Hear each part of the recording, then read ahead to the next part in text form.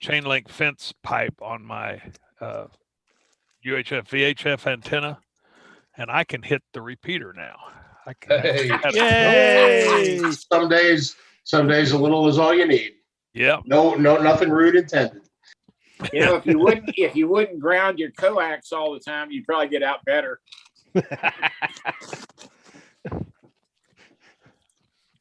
Actually, I did that, and I had the coax man make me new coax for it.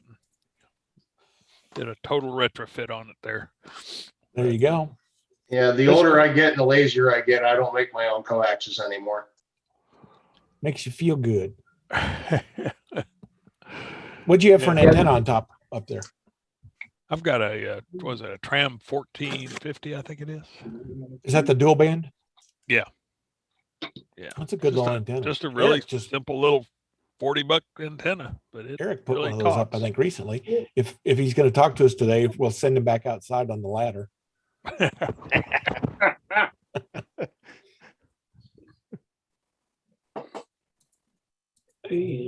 Come on.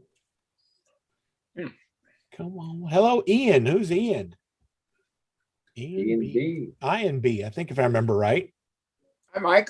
Ian, there we go. Oh, there's Ian. There he is. Hello. I know it's been a while. I was going to say, you have been hiding from us. You do any good while you're gone? Hopefully, I've been helping mentor a robotics club, and we competed last Thursday. How'd that go? And then they got in the finals. So awesome. Technically, we won by being the lucky pick of you form teams of teams, but so we were in the top place because the top team chose us to be on their team. Hey, you don't have to tell everything you know all the time. Was this First USA? What's that? Was this First USA Robotics or? It's the First Robotics. That's based out of Norman. That at Francis Tuttle when I was going there. Well, it's a international thing, but it was a little bit run differently this year. Usually they have regionals, but they didn't do any in-person regionals this year, except Shawnee hosted kind of a scrimmage or whatever they wanted to call it. It was basically a modified competition rules. So we competed in that. It wasn't an official regional or anything, but that's what the kids got excited about. So and what was the task this year? It was the same as last year, actually, because last year's regionals never actually happened either. What was the task then? Mostly it's so you manipulate. There's object manipulation on there's a field. There's yellow Nerf balls. Basically, the robots have to pick up and then shoot into targets. There's like a low target and a high target during the play. And then there's like a wooden wheel that spins with colors on it. And the robot's supposed to go and spin that wheel to a certain color.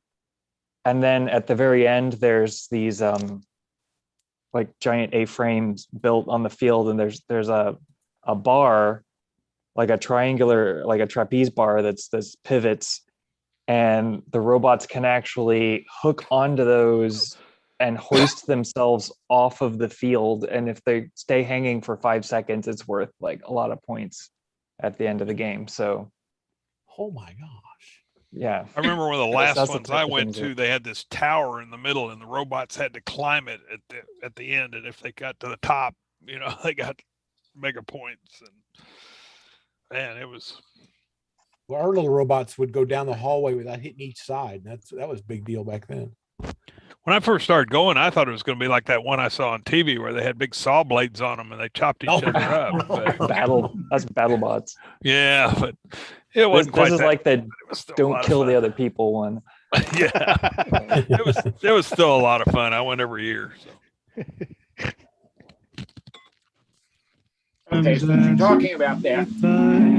I'll ask you a question. Almost got some music in I can dream all night. Everybody's sleeping. It's quite Paul, are you singing? Come a little closer, make love to me. Has to be him. Yeah, it's Paul, I Yeah. think.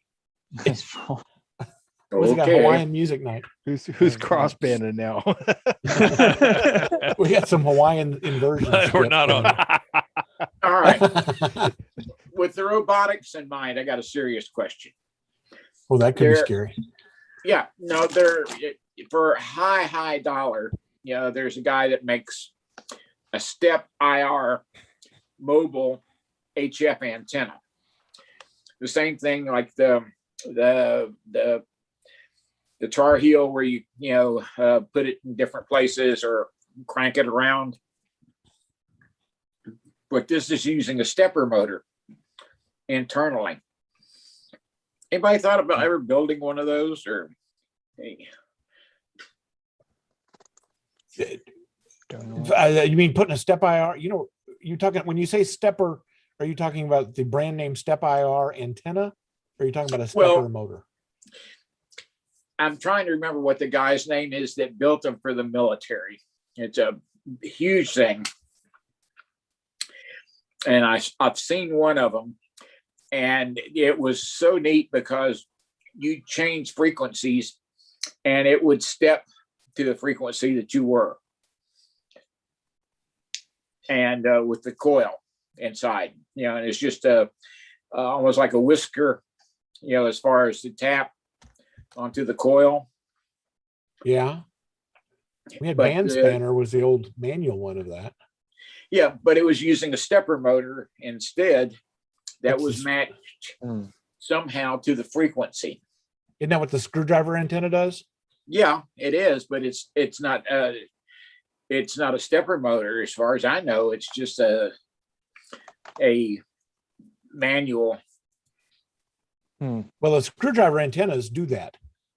They have there's multiple ones of those, but basically it's a motor that spins around and runs the center contact up a coil. Right. It does, but you have to stop it at a certain place. Well, there's some that have. I've got one out here that's got a controller that the controller's missing, but the idea is the controller would run it to the right band for you, like an automatic antenna tuner. And I don't know. I don't remember what it is. This one shows. Let's see. SD 330 mobile screwdriver antenna 3 to 30. Harris Antenna built one. Who Harris? Harris Antenna, yeah, This- 30 to 512 megahertz. It's RF390 AT003. It's probably a pretty big. Is that the guy antenna. that built them for the military? I don't know. Harris is a big military communications company. Oh, you're talking about the Harris Corporation that does Harris radios? Corporation, Yeah, yeah. okay, no, it's not that. This guy is a ham, but he had a contract that he built a bunch of antennas for like tier 1 operators that very specific type stuff. This is a diamond on the screen now. That's Yeah. $400 and This thing, the ham version of it, I think was like $2,400. Oh, oh, that sounds like it's a Bill Lockett. Sam's got a link there. Grizzly Products. What's Grizzly? No, it's something different, Mark. It's something I Oh. wanted to grab while I could. Oh, okay. I want you to look at it, but I'm Okay. thinking about buying one. Okay. Chameleon Antenna. Oh no, Mike down in Oh, Purcell got one. Free gift with purchase. Oh. yeah. Do it. Nope. Spin now. We're going to spin for. Let's do it. Let's see what we get. Woohoo! Yeah. 5% off. That's no. Eh. Mark, Yeah, but did actually, hear- if you buy it during the month of May, you get a free laser head for it. Oh Ooh. my gosh. This is one of What? those. You know, I was thinking about this. It's basically a CNC now. The little engraver motor thing doesn't come with it for that price yet. That's That's another a couple Dremel, $100. like a Dremel kind of thing. Yeah, that's another couple $100. But I think Galen was talking about that he bought last week, does all three, laser and engraving, and also I think it'll make your coffee 3D too. printing. So It'll make your coffee too. yeah. But anyway, I already have a 3D printer, so I'm thinking about grabbing one of these. And I know you can build them. I don't know what your story is, but if you can build them CNC mills for like $200, pretty common. To And do. Mark, did you hear about last night, About the DMR? Yeah, yours truly had a little difficulty. oh no, pilot. Oh yeah, You drive it in the ditch. didn't do the net. Oh, okay. No, I was out and didn't have my DMR with me, which wouldn't have made a whole lot of difference because my car went into limp home mode. Oh no. I blew a hydraulic lifter. Oh, those Yeah. fancy cars. Yeah, not 2007. Come on. But yeah, now I get to do a lot of work on it. It makes a good Change the oil yard. once in a while. It makes a Pardon good. Change your oil once in a while, is what he said. It's Mobile One. Was you hot rodding around, Lee? No, I wish. Are you sure? Hey, I've heard of stuck hydraulic lifters, never a blown one. Was it like stuck all the way down? yeah, Or something? it's a 5.3. It's a stuck hydraulic lifter. Yeah. Is it? Yeah. Collapsed, If you know yeah. anything about the 5.3s in 2007 and a few years after that, they had what's called AFM, or active fuel management, or displacement on demand. Ah, Hush, hush. V864 Redux. There you go. Hey, Lee, Anyway. hey, Oh, that variable displacement thing is never been a good idea. It's never Yeah. worked right for anybody. Well, it didn't worked for on a the few ancient years just Cadillacs. fine, but now it doesn't. Well, I And remember the so, old 468 with the solenoids on the valves. V864, oh yeah. yeah, that's And Yeah, I'm that old. they and the valve covers were huge. They were like blimp. Well, they had to. had to be. Yeah, I They covered with know. solenoids, which burned out because they got tarred up. Yeah, been there, done that. Thank you very much. That's why There's I'm a an whole IT. cottage industry on restoring those engines to normal full-time displacement. Yeah, Taking out all exactly. the It's like, garbage valve gear. give me a big motor and let me go. Yeah. That was pretty much when we knew GM was finished. No, That was it the 79. diesel. It was the GM diesel. That's It was. They were both at the Oh, same time. God. Oldsmobile was it? had the diesels, and Cadillac who had the is that variable guy? displacement. Well, you know what's worse is those engines were the same block. They just sleeved them. Yep.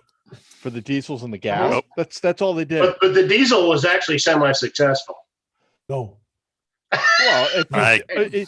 only in the fact that it didn't crack. Yeah. They were Oh, I mean, successful. for as long as it lasted, it was successful. They were successful. Which is 20 minutes off the lot, but okay. well, was Lee, a- Lee, now you got your yard ornament.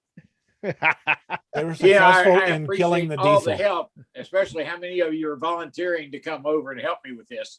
No, all you need to do is drain the oil, fill it with kerosene, let it start it up, let it run.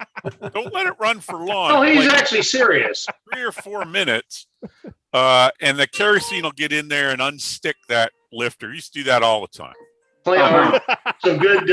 on other people's cars. On other people's cars. Yes. Honestly, synthetic oil solves a lot of crap too. It does. That's true. Marvel Zoom Mystery right now. oil.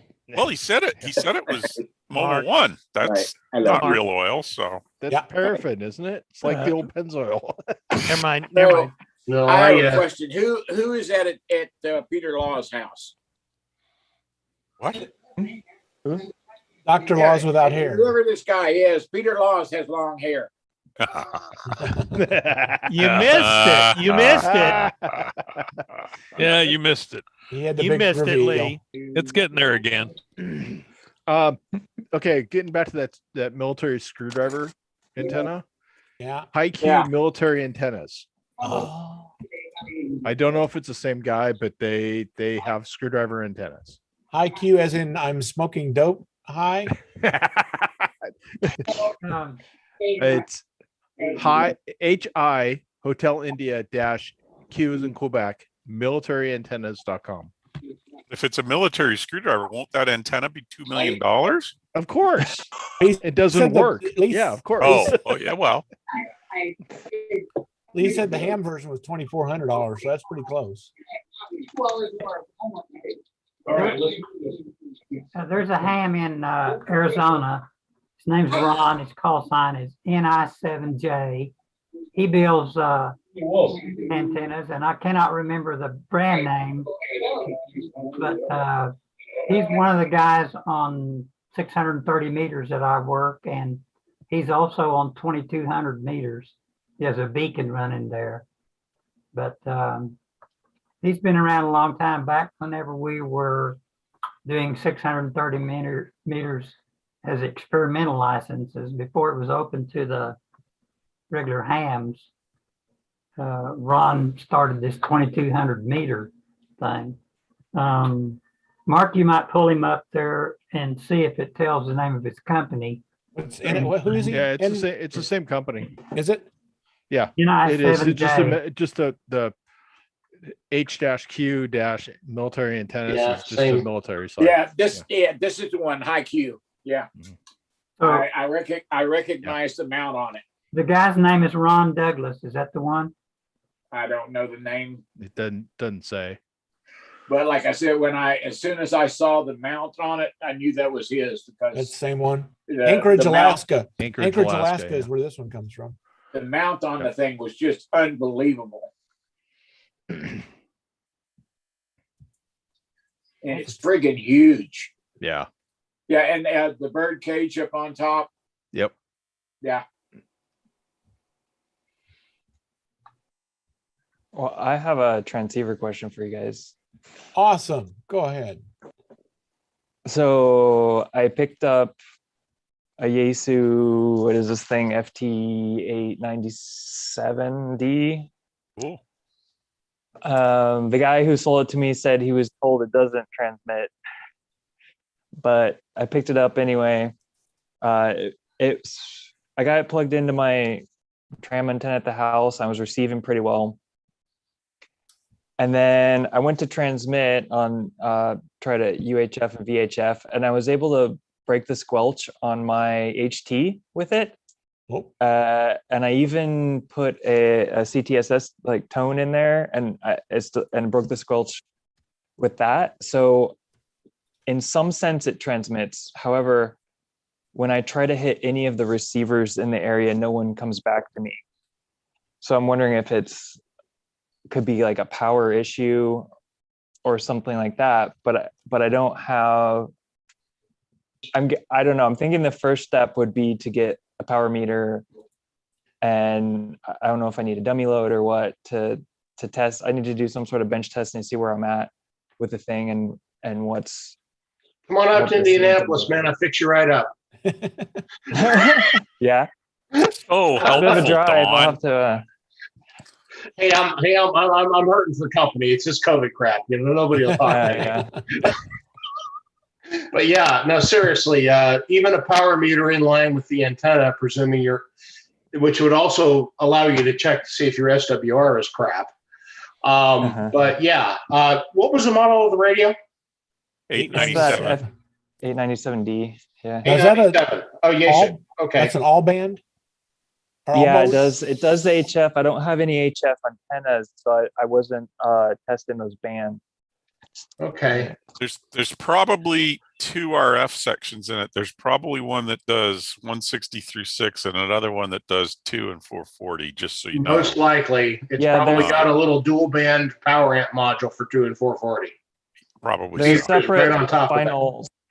I know there's separate finals in it. I've Yeah. learned that much, but also there's one of the. So I opened the top up just to check out the circuit board, and one of the MOSFET transistors looks like it's burnt out. So There's a good place to start. But honestly, if it's even on the VHF UHF side, sometimes those modules just go, and you can't tell from looking at them from the outside because it's all covered in plastic. I mean, depending on exactly what is in that, but yeah, I'd say your MOSFET's a good place to start. Do you know if that MOSFET is on the VHF, UHF side or the HF side? It looks like it, if there's sides to it. I have a picture somewhere, but I don't know how to show it. It's, if I were to divide the radio in half, then it is on the UHF, VHF side of the radio. There's other symptoms, like the power button doesn't actually power it all the way off. And then it doesn't power it on. It just comes on when I plug the wires in the back. That could be not a normal feature either. Yeah, that could be I've seen people online asking for that feature. Like, why can't this just turn on when I turn on my car and when I plug it in? I'm like, no, it doesn't work that way. You have to push the power button. But mine's special. It has that feature. I should sell it to him, maybe. A lot of commercial radios and even a lot of, your AM FM car radios have that. They'll have a main power lead and then a power lead that goes to your ignition switch so that when you turn the car on, the radio comes on. This show, I'd seen looking for a 897 stuff, and I found an entry that says check for Q1006 or Q1007 and see if they are burnt. And that's probably what they can't be expensive. That's probably what you're talking about. In the chat window. Let me see if I can find that. In the chat window, I posted a link to the service manual if you don't have it already. Ooh. Nice job. I have the operator's manual that came with it, and I've found a couple of things online. This is the service manual. This one's the service manual. So it'll have all the secret stuff. Trying to download it. Some people have even had schematics out there, like electrical schematics. Should be in the service manual. Should be in this manual. Yeah. Now, that's dated 2002, and it doesn't say 897D, and I don't know if there was a difference. It seems like they updated one of because there was the 857 as well, and they updated one or both of them at some point. And I don't know. What I'm saying is you might find differences between yours and. Yeah. Okay. Yeah, this service manual is exactly what you need. That's really good quality compared to a lot of uploaded manuals too. Yes. No That's photocopiers really were harmed. Really good quality. Oh, wow. I can actually read the schematic. Yeah. Yep. Let's see if we can find the Q106. I don't know what the Q is. I can read the part number off the top of the chip. And so I've looked those up. Mitsubishi Electric makes them. Wow. Yeah, Peter, that's a good one. First one I hit actually on the old Googleectomy here. Wow. Googletronic. I usually go to like Mazda DK or something like that, but try use the Google. It seems to be okay. Yeah, the service manual is a really good way to start. That way you can figure out where you're looking at, what you're not looking at. If you've got burned pieces, that's always a really good thing. Yeah, it's a good place to start. You can pretty much be assured the factory did not call that. There you go. Q106, Q107 is a 2SK2973 gate source drain. I'm not sure where that part is. The one that's burnt is a RD07MVS1 is the part number.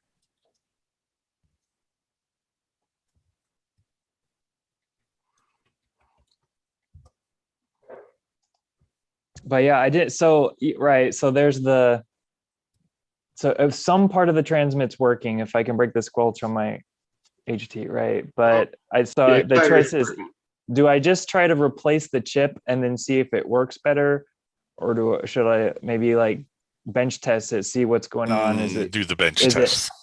Bench test first before I start pulling parts. Yeah. Patience is. I look, the only difference between the 897 and the 897D appears to be that the D has the temperature controlled oscillator standard. which was an option on the 897. So that's the only difference in the two radios. So the schematic should be substantially similar, if not identical. It's that Q106 it calls out is a Mitsubishi MOSFET that's $4.35 in stock.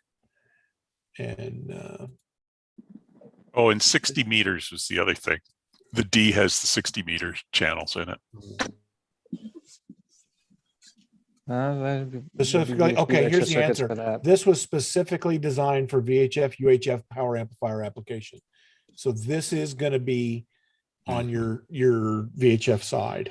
It's not going to be on your HF side. So if you got a blown one, that's probably a good place to start. Now, did the guy kind of fess up to blowing it up by using a bad antenna? No, he got it from someone else, right? And he didn't really use it. He just said, the guy said it doesn't transmit. I don't think he messed with it too much other than just plugging it in and seeing it light up. So he hadn't really he couldn't vouch too much for it. So, so it was a little bit of a gamble, but I went with it. Yeah, that's a good thing to do. It's still a good receiver. Probably you can probably still listen. And I can that. Yeah.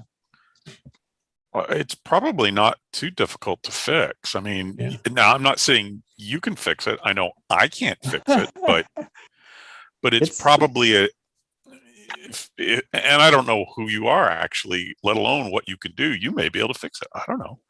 You have to have some pretty good eyesight. or a nice little microscope. Like, no, if you bought it with your eyes open, that's great. Yeah, there's and your mileage may vary. Yeah, well, it might. Well, the HF side may be great. You haven't tried the HF at all. Might be. I haven't.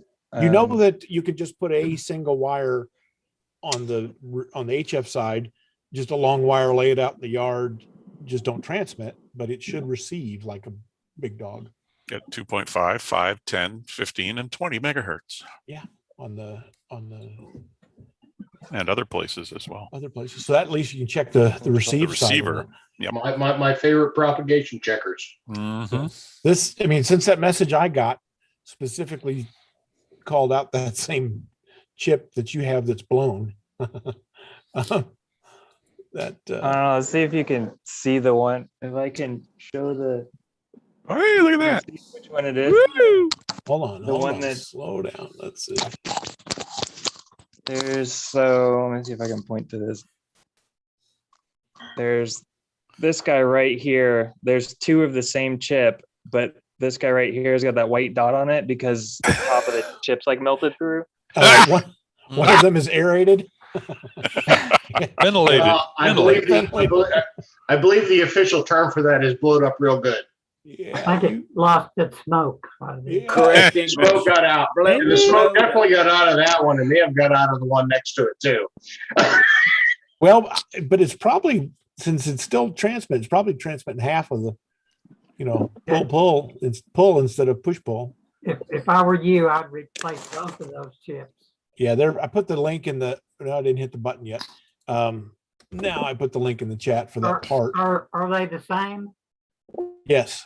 Yeah, this one and these two, they have identical numbers on them. Does it have a Mitsubishi number that's SJ? Yeah, that's that. It's an RD07 MVS1 MOSFET transistor. Wait a minute. Let's try that again.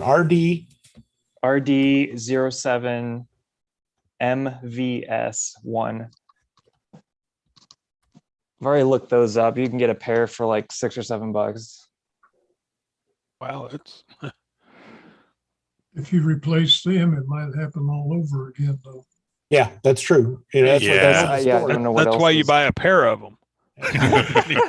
You replace one, and you got another one. That one. You buy two pair is right. Because something like that, a physical blown story. And you buy two pair that never go bad. Yeah, that's right. 100, and this also says 175 megahertz to 520 megahertz, 7 watts is what it says. Does that about match what the power output should be? Oh, I don't know. That's the specs on the chip based on the part number. Right, but does that match what the radio should be putting out? Well, the radio does 20 watts on the UHF and 50 on VHF. There's your problem. No, stop it. No, it should be fine. 175 to 520. Yeah, that's the little part, and probably halfway through the chain. Yeah. But you know it's transmitting. You just know it doesn't have any power. Seems like it. I don't have a way to measure that. Yeah. Well, yeah, you could with a RF watt meter, but you don't have one. What part of the world are you in? I forget. Del City. Del City. That's right. That's right.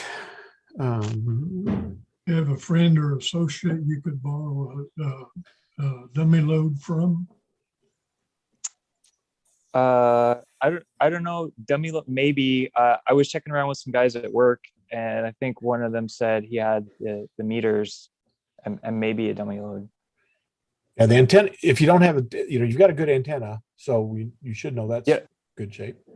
Power meter would be a good thing to know. That's just to me, everything pointing in the right direction. Now, like Bill said, don't be surprised if you fry another chip. If you fry another chip, but if you knew the story, if somebody said I was drunk, I left the antenna off, I came home and I keyed down for 45 minutes and I heard a snap. I would never do that. Oh gosh. Charlene, no, that's not me, Charlene. It's a what if. It's a what if. But if you knew the story, that would be be easier to go on it. But for what, $10, you got nothing to lose if you can just swap those out. Yeah, well, unless I do a poor soldering job and then I fry everything and then it doesn't receive either. Well, there's actually another very good reason to not swap parts, just to swap parts. Obviously, the one is toast. Yeah. But don't just swap every part in there to swap parts because, yes, the more you solder and unsolder a contact, the more you run the risk of lifting the pads off of the board, and then you're out of service. Let's just say it nicely. Yeah, maybe the HF side would still work, but. Well, this is obviously meant for UHF only. So I'm going to say this would not be the path out for an HF radio. So okay, so maybe it still serves as a HF rig at the very least. Yeah, that's what I was thinking. You got your real nice little HF rig there, and yeah, that's it. Throw an antenna. You just a wire out in the backyard and listen. Okay. Just like at least receiver works. 10-meter dipole, dude. Yeah. At least get up on 10. 10 should be good right now. Yeah, but I can't get anything. Listen. Do I just throw a coax on the back, or does it have to be a separate impedance from the? Just as if you put a coax on it and you run it outside, hook just a piece of wire, 20 foot, 100 foot, 5 foot, whatever you got. Yeah, like I said, make a 10, even make a 10-meter dipole, then you shouldn't have to tune it much. Well, yeah, but I'm talking receive only. I know you are. Yeah. Yeah, and also I have no trees in my yard. Yeah, I literally had one wire, wire. You're going to pick up some stuff. WWV, you're going to pick up. Just throw a wire up on the roof. Yeah. Wire, yeah, exactly. Wire up on the roof, wire from the house to the ground, whatever. I mean, it's testing right now. If you paid the right amount of money out of it and it ends up being a receiver, it's still a hell of a good deal. Yeah. Yeah. Yeah, I'm not like unhappy with it. It's just it's a part project radio at the moment because of that. But yeah. Cool. Yeah. Sounds like we need to get you to a power meter and a dummy load where we can check you out on all the bands. And if your buddy's got a dummy load or got a power meter, try that VHF one first. And then I would probably say swap the thing out because it's broke. You ventilated it. Yeah, but it'd be nice to, know what state it's at before I mess with it, and then check after to see if Yeah. there was any difference. Yeah. that kind Yeah, of yeah, thing. that's science crap. Okay, good. Yeah, good for you. Good for you. Fortunately, being an engineer gets to me. That's it. But yeah, do that. We'll probably be back in person, in a month or so. Okay. That might be a good thing to. You gonna fly me down there, Mark? So I can be in person? That'd be awesome. You offering tickets? No. Yeah, I'll offer a ticket, but not this way. Not this way. A parking ticket. Yeah, Parking tickets, maybe. Yeah, there you go. But that'd be a lot of fun. It should be a neat little radio. I don't know anything about the 897 radio. I guess it's very menu driven. Oh, I mean, yeah. What isn't these days? Yeah. Yeah. My 746, 745. Well, I'm very menu driven. Yeah. Especially if the menu Talk about has the dinner menu. Right with me there, buddy. I had enchiladas. Yeah, especially if the menu has wings on it. Oh, this Q10, this Q1006 I'm reading is for the HF side. So that's the HF. That guy's having HF problems, not VHF problems. So that's the other chips. I'll have to do that. I can just use like a telephone wire or anything. Yeah. As long as you're receiving. Yeah, you're not transmit. Just don't transmit. Don't get don't get cocky. Don't get cocky. That's right. I'm back. That's how you got the things I've made. I guess I could just not plug the mic in. That's a good idea. But there's also the CW key buttons, and Yep. Oh, and I'm going to tell you that some people, I would never do that, but some people have accidentally hit the key buttons when they're on the backside of the radio trying to power the thing on and off, and you hit the wrong button. But enough about me. Didn't affect me none. ICOMs have that nice transmit button on the front panel. Yeah, that's what I'm talking about. Yeah, I know. That's the button. It doesn't hurt for just a second, though, right? No, it doesn't. Yeah, it does. It's better. Notice, but as long as you're listening, notice that you hit it. Yeah, it doesn't. As long as you're listening, and again, just the straight, keep your hands off. That was a wire works out just fine. Rhetorical question, because I forgot to turn on my switch to hook my antenna to my ICOM the other day and keyed up. Couldn't figure out why the SWR meter went to infinity. Is that Peter Core bouncing in on Aurora? Sorry, I'm on the road. That's the FT897, right? Yes. Yep. Okay. After he gets the oh, I'm done. I'll see you later. No, after he gets when you get the Q1006 and 1007 replaced, don't just power it up. What happens is that the Asus series, it's pretty easy to get into the service menu, and a lot of people go in there to the service menu and try to increase the drive, to that drive, and that's how it blows. So make sure you go read up. That's what happened to one of my used 817s. 817s are supposed to be rated for 5 watts, and people go in there, tinker with the service menu and try to pump it up to 10 watts. Same thing with the 857 and 897. Just make sure, go Google service menu to make sure that all the settings are. Yeah, Peter's got a manual for him.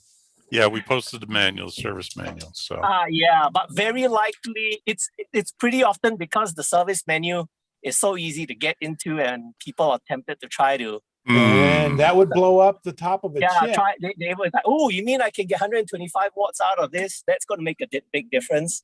That's yes, it does. It makes a very big difference. That's what he's got. It spends money out of your pocket directly. The VHF blown up, and I didn't think about that. That's again, if you know the story, but that might be a good thing to go look at. Anyway, yeah, just a note to go look at the service menu before you try, go blow up another pair of the drivers. Or they blew it up and then they said, well, it doesn't have enough power, and they went into the manual and then cranked it up after the fact. That would be a story too.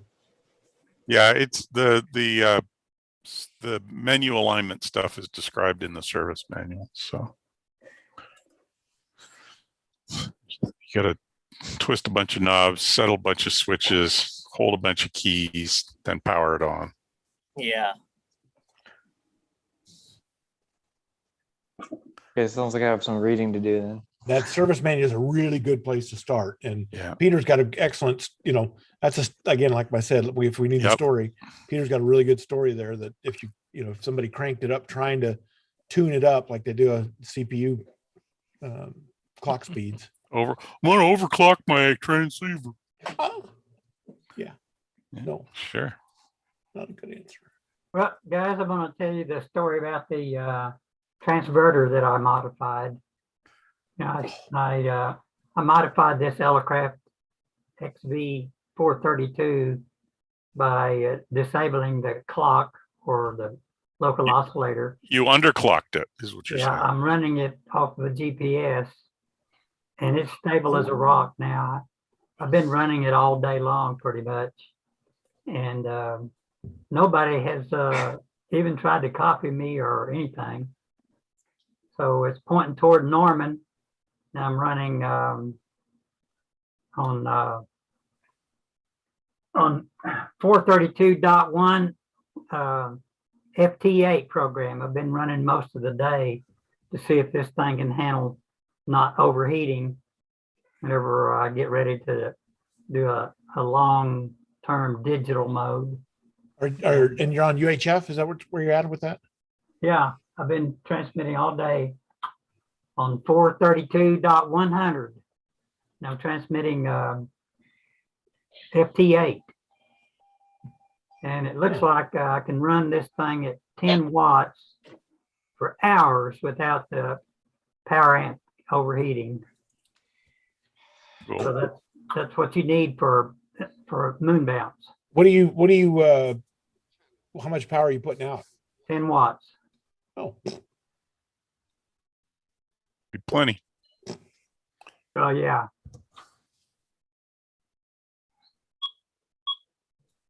So that brings up a question to me. What do you use for FT8, Ken? What program? Yeah. I used a CBS-JTX program. Okay. Okay, let me play the dummy. There's a different one? Yeah. Yeah. JTDX is one. Oh. There's at least another one. What's his name? Joe. The code's all open source. So. Yeah. Oh yeah. Good idea. I can make it better than the guy that wrote it.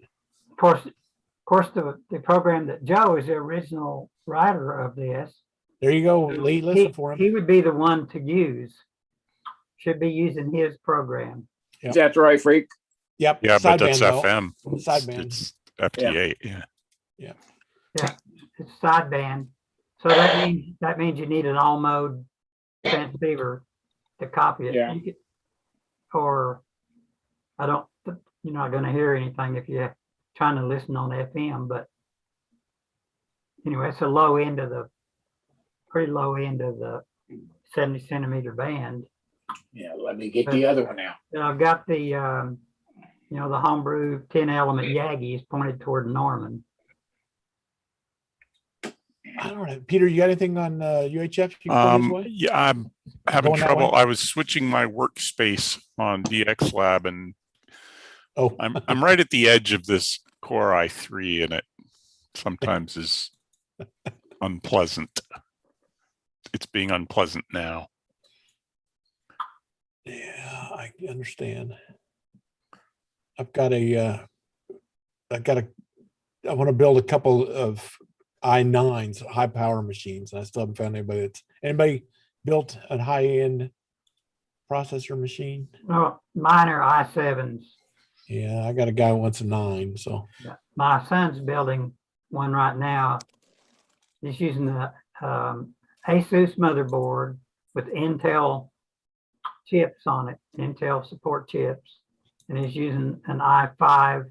But this i5 is like the 8th or 9th generation, and it's as fast as my i7, which is a 6th generation. yeah, they're on 10 right now. Is where Yeah, they're at. so man, they're really pumping up there. But the processor's at least $400 or $500 when you get up there. Yeah, that's what he's wanting.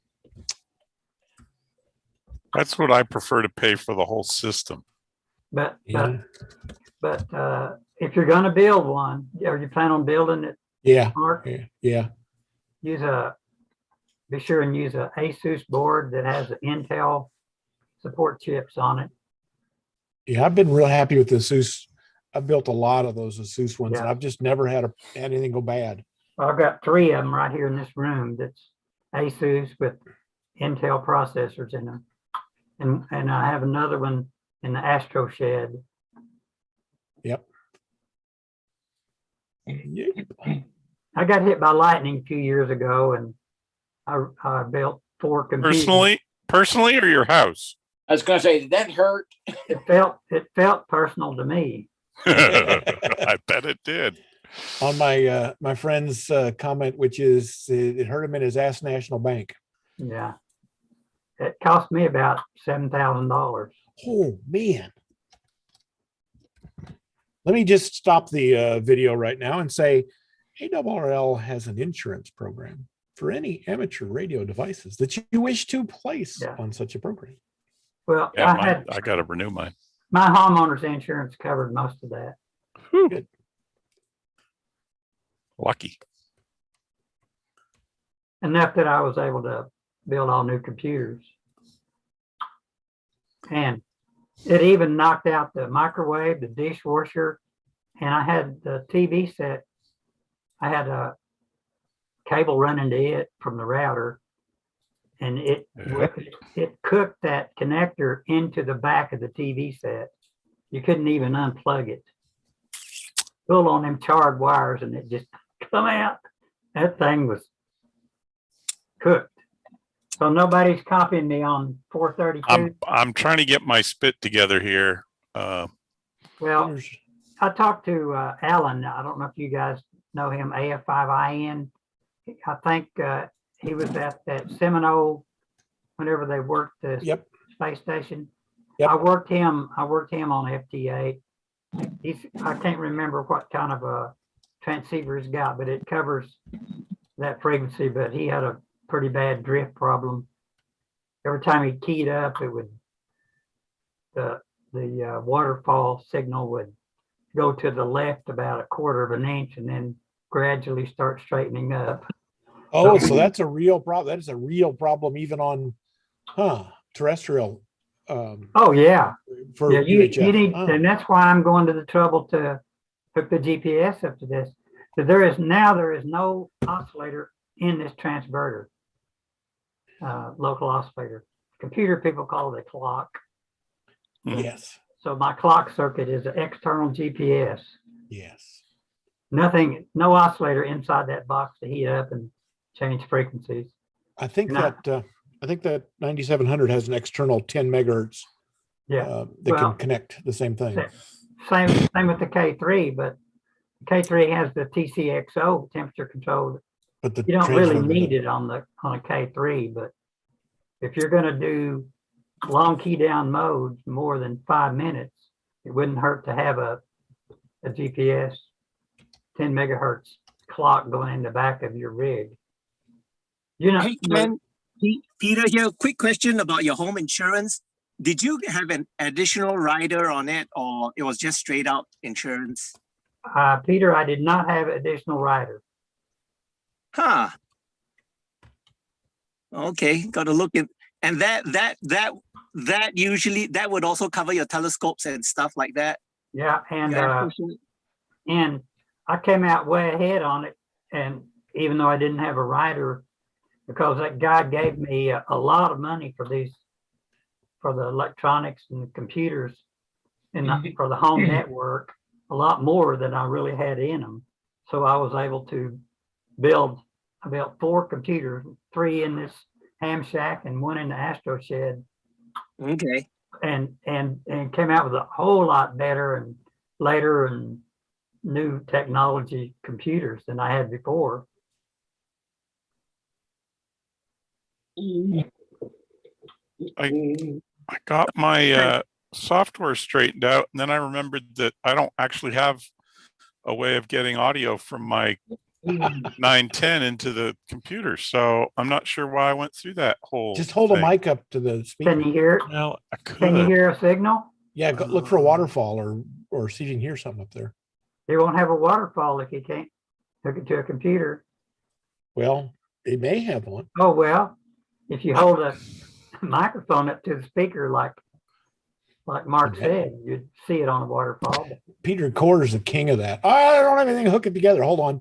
Just mashes the microphone into the phone. Your telephone will do I would it. expect to hear it, and I don't actually hear it. But I bet I don't have my beam hooked up either. So You got an antenna hooked up? That's what I was gonna ask. I'm just completely useless here. You're radiating a dog? Peter, don't give open end statements. Well, no, I understand why you would say that, and I did it anyway. But don't make it easy on us. I really need to finish that interface for that radio. That's you do. This is the third night that we're I doing know, and it's not about us. It's about you. I know. Wait, the other way around. Yeah, I know that. I know that I'm putting out a signal because Alan was able to copy me whenever I was putting out 0.35 watts. Whoa! He could decode me then, even with that low power. Whoa. Well, let me at least hook up the antenna. See if I can hear it. Can we switch gears for a sec? Sure. Does anybody have a good supplier for tubes? I'm looking for a 12 BY7A. Well, BY7A. Yeah. Well, let me look at my stack here and see what I got. You got a stash? I got a whole bunch of tubes. Oh, it goes in a Kenwood 820 sugar. Okay.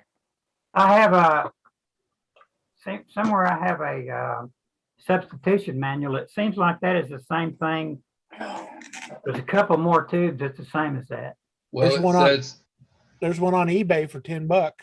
Yeah, I'm not going there. Why not? Well, I want a new tube. I don't want a used one. It says new old stock. New old stock. That's a new tube. Well, there's one on a place called Tube Depot that I just found by doing a DuckDuckGo search. And it's also called a 12B Victor 7.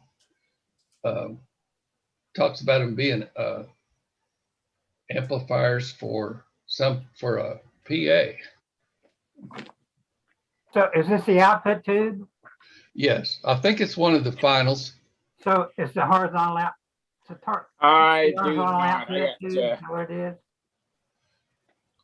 12 SQ7s, SA7s, SJ7s. Oh, that's not the final then.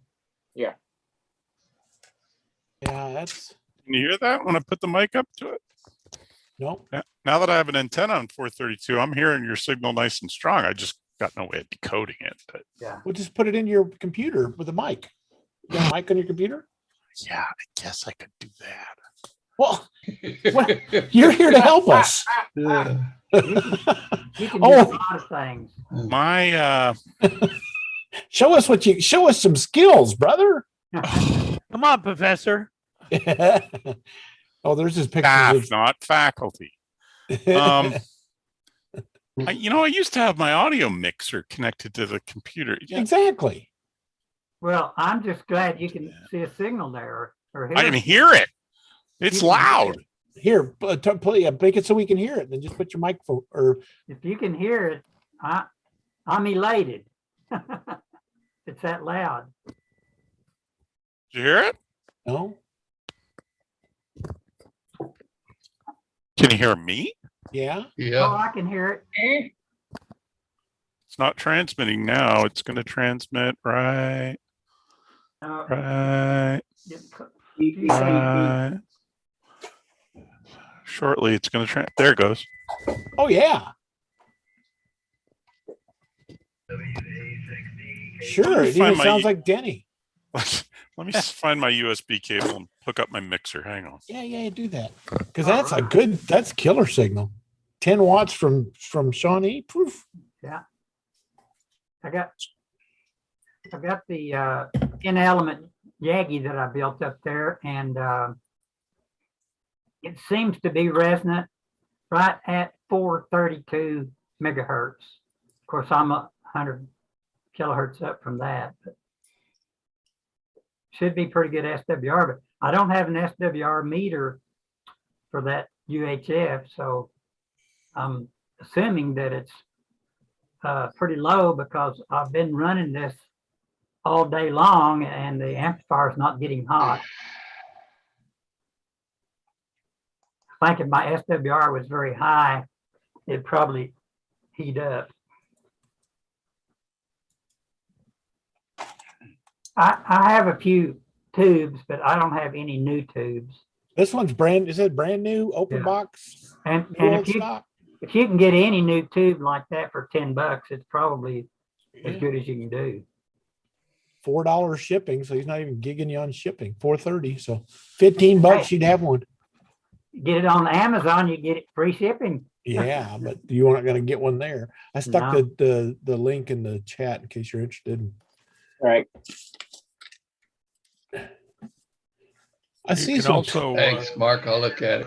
also put a few pennies in the club bank account through Amazon. That's right. That's right. And if you're not an eBay guy and you need somebody to order it, Mike, I can make that happen too.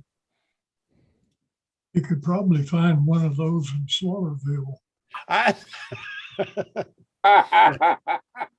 Amazon's really been getting good lately on next day, receive this stuff next day, man. That's crazy.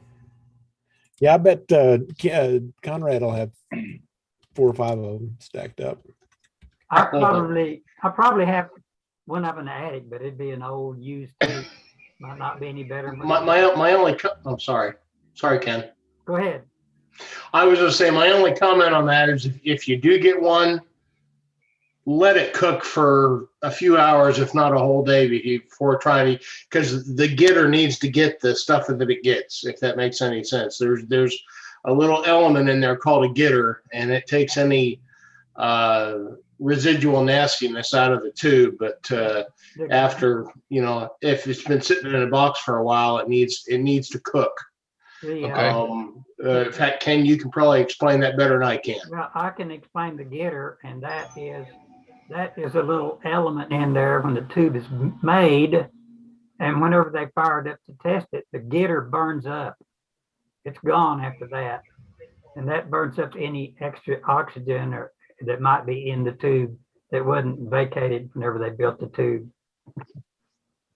This looks like that tube is the driver for the finals. Okay. Well, I haven't. 6146 whiskey is the finals, is what it looks like on another link here.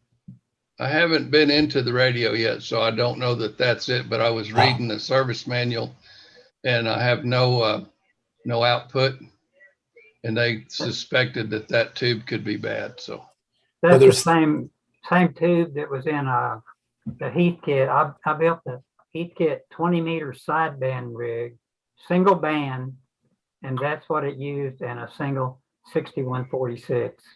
This uses 2 6146s and a 12BY 7A. You okay, Don? Yeah, I got 2 kitty cats beating down my door. Hang on a minute. You better let them in before you have a riot out there. So out of all of this crew, Peter's the only one that can receive a digital signal on 432. Yep. I don't know. Anybody else got anything up at 432? I don't do that. I don't do that digital stuff. Sideband stuff. I don't have anything up there yet. I'll get my 9700 if that's looking like it's going to work. That 9700. It don't have to be digital mode if it's a all mode transceiver. My flex will only go up to 54 megahertz, so that's not going to do it. I'm limited to HF on FT8. Yep. Yeah, most people are. That's your trace. Ignore this 2-meter thing over here. That's artifact, but that is your trace. It seems to be moving, and we're seeing the Pioneer. I don't see Oh. a trace. It's not a Pioneer. It's a Radio Shack Realistic DX 160. I will have you know. Made by Pioneer. Is that yours? No, Is that made yours, by Peter? GRE. Yeah, of course it's mine. Good. I've got a 160 or a 120 that I bought really cheap and it don't work, and now I know who to talk to. No. I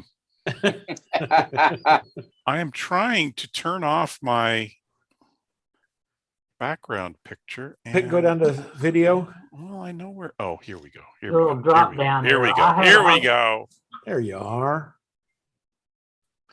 Oh, look at you. It appears to be moving here, but that's not. It's not right. I don't know why that looks like it's moving. I that don't. Oh, frequency shifting. Yeah, don't. This is running from the radio through the mixer to the computer. Good. Yeah, so that's probably. I would not make any transmitter changes based on the slope of this. Are you decoding this? In a different window. I haven't figured out how to get both of those windows to show up. That is a hell of a signal there, big But, fella. but it is decoding it. Yeah, I'm getting you at like 17 dB. So Plus over a seven- wet noodle. plus 17. plus Plus, 17. yeah, I was gonna say that's a big signal. Oh, Yeah, that's about 8 or 10 watts into my 10 element Yagi. and my Yaggie's still pointed your way. So Yeah. um, Mine's kind of pointed toward Norman. I don't really know where you're at. Mine's He's up by Lake you know what? Thunderbird. Neither do I. Lake Thunderbird, south edge of Lake Thunderbird, and you'd get him. But I'm just kind of pointed to this antenna is pointed to the southwest, which is That'd be should good. close. And it's got all kinds of antennas around it. So I'm surprised it's doing this well. There is a little bit of drift in there. Yeah, Yeah, but but who's your, in? Your rig hasn't been turned on very long, so it probably hasn't settled down yet. correct. And the well, you can't see, my camera's off, but the high stability crystal option is in the bag on my cables. In the bag. Yeah. Let me Uh, just figure out. I'm pretty sure I'm not drifting, Peter. I'm also equally confident that you are not drifting. one of us is gonna hit the bridge, but I don't think it's Ken. I know the K3 is not drifting, and the transverter has no oscillator in it. It's external. But it must not be drifted too bad if you're able to decode it. There's the decode. It's kind of a slow drift, and that says it'll settle down after a while. That is really fuzzy, Peter. I have no idea why. Yeah, this is through OBS. Don't forget. Yeah, but I mean, it's really fuzzy. Well, not on my screen. My camera's fuzzy too. When I Check tried your to output. close it Your up. output might be 640 by 160. You're definitely. Almost certainly. Are you could be. decoding me every sequence? You bet. Then there's not much of a drift there. No. No, I think Well, it's an that's artifact of the way I've got this hooked up. I need to finish that damn interface for the 910 so that I'm getting it right out of the ACC. We could have a 432 QSO. No, we're not going to tonight. No, You I could don't have- mean- I don't mean you could- tonight. You could run probably run 20 megabits across that signal. Let me reduce my power and see if you can still copy me. All right. Move your window out of the way so you can see the Okay, waveform. that's 1 watt. Peter, move your window. The FTA. There you go. There you go. That's 1 watt. That's 1 watt. It didn't do much. Didn't Nope. change. But that's what Alan said when I kept turning it down. I'll turn it down some more.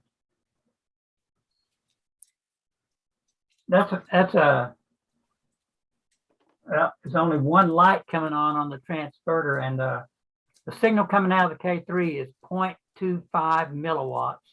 That's the drive Yeah. going into the transverter. That can't be more than a What'd you watt. get for signal on that one, Peter? Well, you went down by 3 dB. Oh my God. Wow. Oh my God. Right? Isn't that what I'm seeing there? I don't know. We can't read it, but I don't is it think I can go down anymore. minus 15, minus 14? Yeah. Minus. Okay, that's 0.2 of a milliwatt going into the transverter. And it, Was the transverter maybe just put out a solid 10 no matter what? It quit. The light's not even coming on transverter now. You still copying? Hold on. Because it don't show I have enough drive for the light, the first bar to come on. Unless it's not you, there it is. Somebody's pirating your call. That's it. It's coming out, man. I hear it in my ear just as loud. Yeah, I bet. Oh, the first bar just came on the transverter. That's just. It's now down to 13 or 14. It was solid 17 dB, but now it's like 13, 14. Wow. So you've heard it 4 dB. Good job. So I'm going to turn the OBS apparently off here. Apparently those guys that say antennas are the big part of the game know what they're talking about.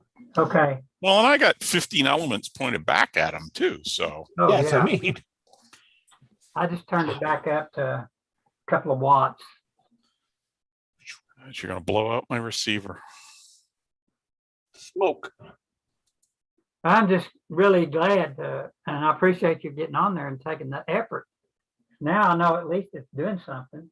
Oh man, you're going to make EME with no problem. Hook that helical antenna up. You're probably ready to point toward the moon, or that. Yeah. That's circular polarized. Thing. Yeah. Yeah, you're back up to 16 dB that time around. Yeah, it's hitting about 5 watts now. Yeah, I need to finish that damn interface, and I could actually have a QSO. Yeah. Yeah. And it wouldn't appear drifty on here. I sold one of my K3s to Alan, and I only had one microphone between the two, so he got my microphone, and the only microphone I had is a D104, and I've wired that thing up to go into this K3, but I don't have a clue as to whether it'll work or not. And there is a lot of settings on that D104. You need to get one of these for it. In the bottom, yeah. In the bottom of that D104, it's got a battery in there and a pot, all kinds of adjustments. You've got the later one. You got the one with the preamp in it. Yeah. So I don't know. It may not. I'm going to have an on-air test with somebody eventually. Okay, Peter, that's your job this next week to get all set up. God. Man, oh man. We gave it. You did it to me on the test. You did it to me on the testing. Hey, you passed. You passed, man. I'm real glad too. Well, I appreciate that. And now you need to pass. Yeah. Well, Hey. yeah. Well. Could you be the first one in Norman to make this QSO? Hey, there you go. Shit. Don't make me get after it. Let's see. Right. Don't make me get Ed on it. Ed would be able to hear this. He's got a 9700 pointed he's all got, directions because he's got an Omni. I was looking at what I need to do. I need to get some new coax because I need to get those. I've got that pair of 1296 antennas. Oh, yeah. The co-phased array.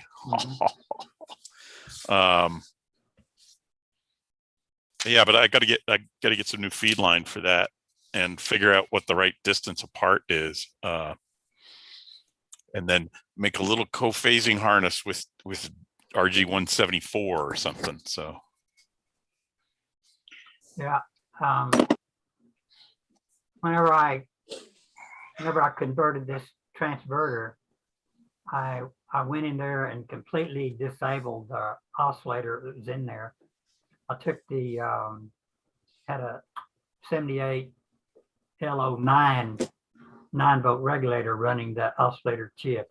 I took it clear out, disconnected the output capacitor, and I run a piece of RG174 over to a SMA connector in the side of this plane. So I'm going directly from the GPS into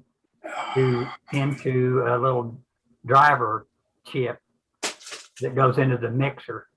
So there is no, and this little piece of RG174 is about 1 inch long. So, and it's good for up to 1,000 megahertz. Did you know that?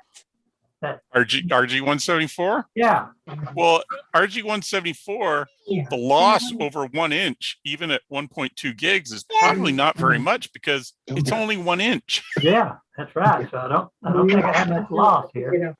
I was just thinking though, once I find the dimensions to build a co-phase, a phasing thing for two 1296 antennas, I gotta be really careful at how I cut that, because like a half a millimeter is going to change the length. Yeah. Oh yeah. Yeah. It's going to be a difficult. It's going to be get the 432 working first, please. Well, that's just a matter of, the interface is sitting over on my workbench. I just got to figure out where all the wires go, and I've got all the pieces I need for it. I just got to get it all together. So what kind of Yagi do you have on 432? It's a diamond 15 element that I mounted horizontally. Mm-hmm. Well, that's a pretty good antenna. Yeah. It's a single band diamond. Yeah. And I've got an old, N5HZX's old 2 meter. It's a Cushcraft it's like a 1048S or something. I forget the model number. And I mounted that horizontally too. Yeah, those would make a good satellite antenna setup. Yeah. Another project. I was just talking to a friend of mine and another guy that he knows. These guys live over in Fayetteville, Arkansas. One of them's got his Yagis. He doesn't have an elevation rotator, but he put them at 20 degrees, which seems high to me. I think he'd do better at 10, but. Well, the problem is, it depends on your location. If you got a bunch of trees. Well, right. Yeah, it always depends over on there. trees, You need to point above them if you're trying to copy signals off the moon. We hit the space station at -1. Wow. The -1 the angle. Yeah. And we probably could have got it earlier. Just weren't paying attention. It was one of those, one of these days it should pop in there, and then boing, there it was. Yeah. Well, that's kind of like working satellites. I used to work satellites from the time it came above the horizon until the time it went down. And I used to work this guy in Arizona. And the satellite, I don't remember which one it was, but it was a 7 probably. It was a transponder, meaning that at CW at the low end of it, it wasn't an FM. Oh, linear. Linear and then sideband up on the upper end. So there could be two or three stations working at the same time. It was probably 2. AO7. I think it was AO7. That's the one that went to sleep for like 20 years, then came back when the battery circuit finally opened. The battery was completely dead. It opened up, and then when it's illuminated, it works just fine. There's no battery, but.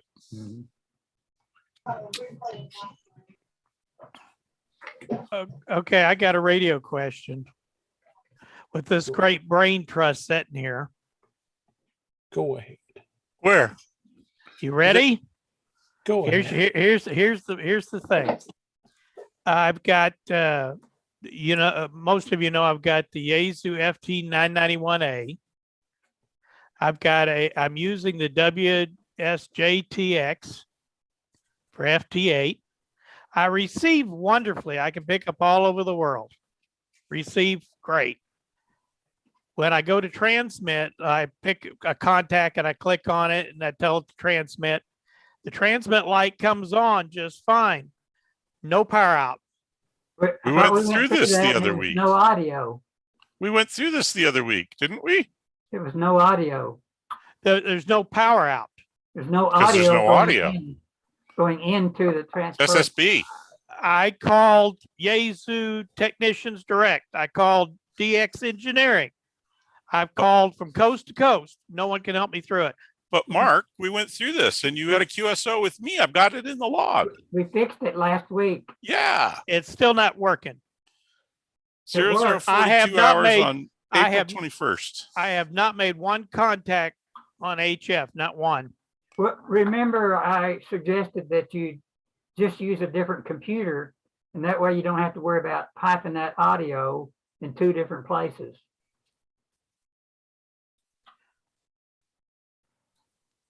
I remember. Are you getting audio out of the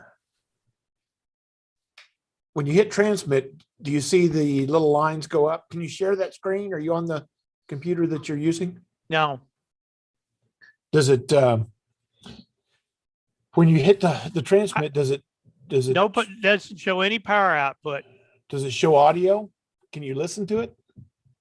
No, I can turn it up, but you don't hear anything. What's the audio settings on the FT where's it JTX, the WSJTX stuff? Let's see.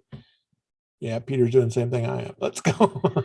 I'll tell you how you can test that. No, Mark. that's not what I meant to do. But The audio coming out of your computer, plug your headset into it. Oh yeah, I can hear that. The tone is just a steady, loud tone. Yep, that's right. I can hear it out of my headset. That's whispering. But it's not working through the radio.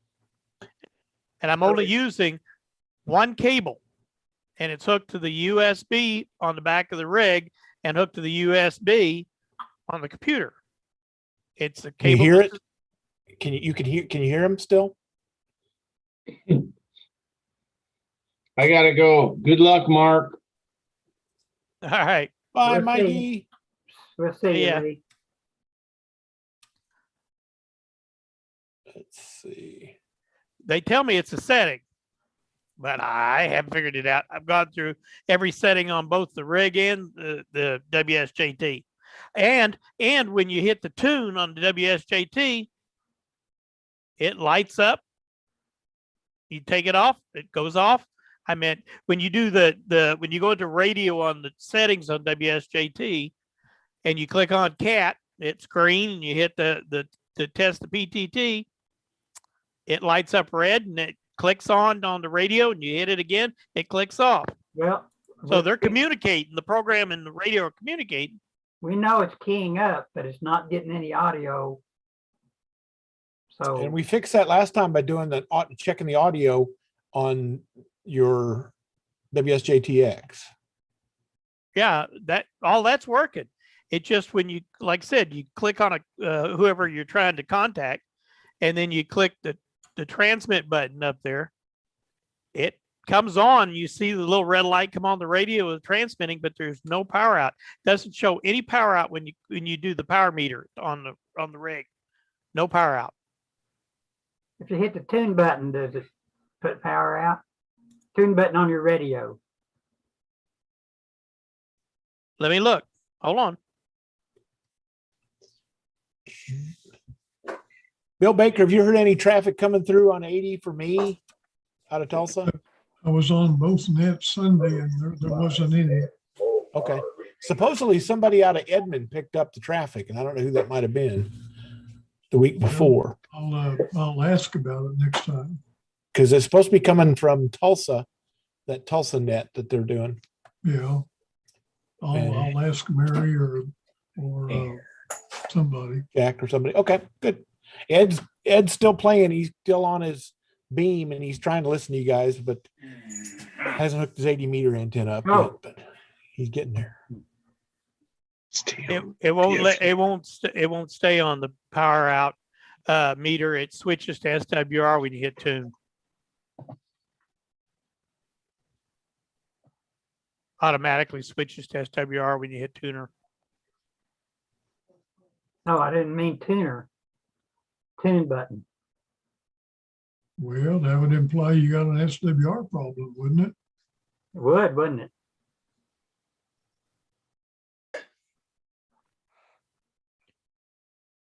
And the room goes silent. The radio's cutting back. Yeah. Go to the radio and see if you can just grab a mic and transmit audio.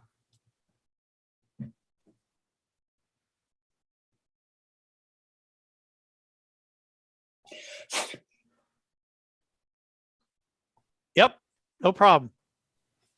Where are you transmitting? Well, okay, let me just pick something here. Hold on.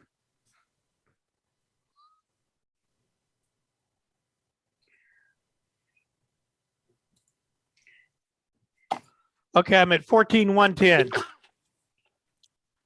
I'm sorry, I sneezed. 14 what? 14.1? 110, 14.110. Not a voice band.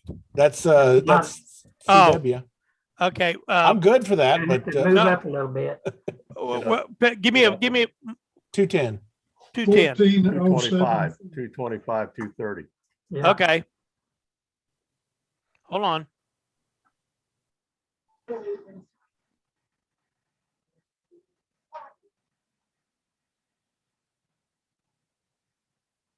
Okay, I'm at 14.225. Okay. Upper sideband Yep. and power up, audio up. Yep. And anybody else listening? I'm up there. Okay, you ready? I can't get there from here. I'd have to What start was it? someplace else. 14.225. 14.225. I'm gonna put the Zoom on mute. Okay. Oh, that reminds me. I can't get on my tri-bander. I unhooked the coax. the LMR 600 to put to this 440 antenna. I can't get on 20 or 10 or 15. Is 20 dead, or am I on the wrong antenna? It's dead.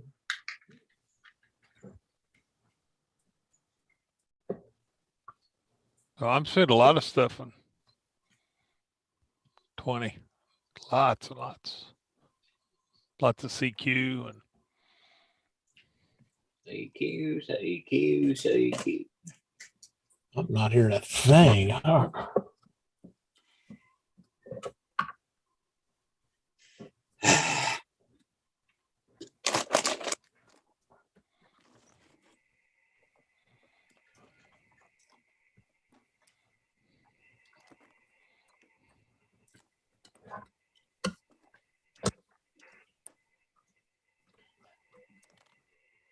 Anybody hearing him on 220 on 14.225? nope.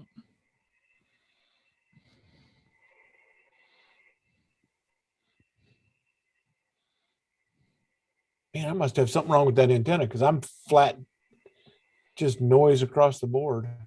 Can you try a different band, Mark? Yeah, let me try 40. See if Okay, what do you want me to try? You have a 6-meter antenna, Mark. That'll good for close range. Oh, you're in Oklahoma City, aren't you? I'm in south east part of Oklahoma City. You're Right along. You're straight west of me, aren't you? Yeah. Right. Well, I'm down here along the Moore line.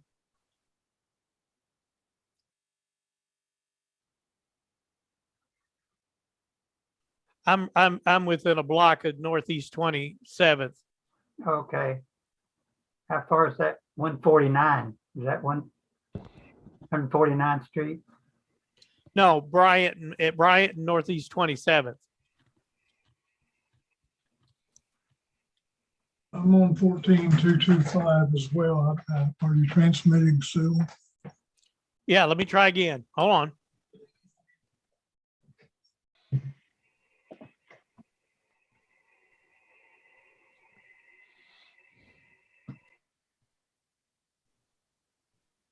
What? Are you using phone? yeah, phone should be Phone. Mark. should be a mic. Should be a microphone, right? Yeah, I'm hearing something, but I can't understand it. It's real. Man, I just got noise.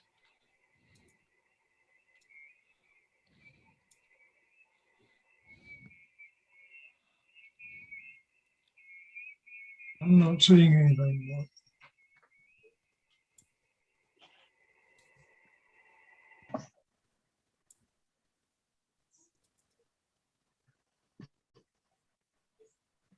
I'm hearing something at 14,225, but it's just a real squealy. It's like somebody talking, but it's real shrill.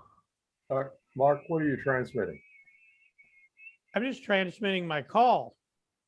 So I didn't hear. Oh, you turned off the. I got it. Never mind. Okay. I couldn't hear you on the Zoom.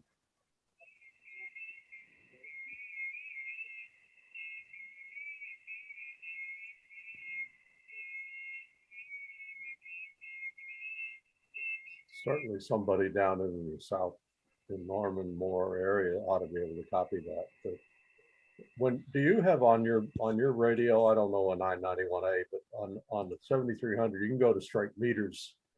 So you switch over to straight meters and look at your power. Verify your output that you're set for.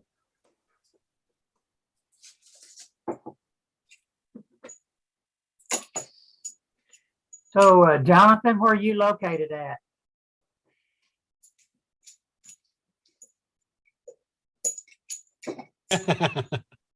Down here in Noble. Noble. Yes, Did sir. you ever get your stuff tested, or you need some more test help? For Weren't you testing an antenna? We were going to test an antenna or something. oh yeah, I got it. I'm pretty sure I got that figured out. I needed to add a connector to it, so I'll be working on it. Hopefully, I'll be working on POTA this weekend, pending weather and band conditions, of course. Going to Thunderbird. Either Thunderbird or I may go to the Lexington Wildlife. Oh, never thought of that. Yeah, we got that down here. About 15 minutes away from that. I'm about 15 minutes away from Thunderbird. Yeah, I wanted to do a 3-fer on Parks on the Air. Let's say it's 2 or 3 weeks ago, and had a antenna issue. Well, actually, it was a coax issue. Got that figured out, and by the time I got that figured out, thanks to Mark and my neighbor Forrest as well, it was already 8 o'clock on Sunday, and it's time for bed. What band? I usually play around with 20. Sometimes I'll do 40. I haven't tried 10. It can go down to 10. I haven't tried 10 on this yet, so that might be something to work this weekend. Well, I think I answered my question. Okay. It's bad antenna. Oh. If you're not hearing me. You can't tune it when you Oh, go to your tuner. You came through on the phone then. Did I? No, never mind. So if you can't hear me just talking into it. Do you have a SWR meter, Mark? No, I've got just the SWR reading on the radio. Well, what is it? It was doing right around 1.82. Okay. Does it show power outage? Is there a? Oh yeah. What's the power outage showing? It was going off the scale. I turned the power down and brought it down to where it wasn't, going into the red. Wait a minute. There. That might be microphone audio. Microphone. Hey, Mark Clayton, try again. I think I might have heard you in there, but maybe move up a little to another frequency. There's someone on 227. So go where? Like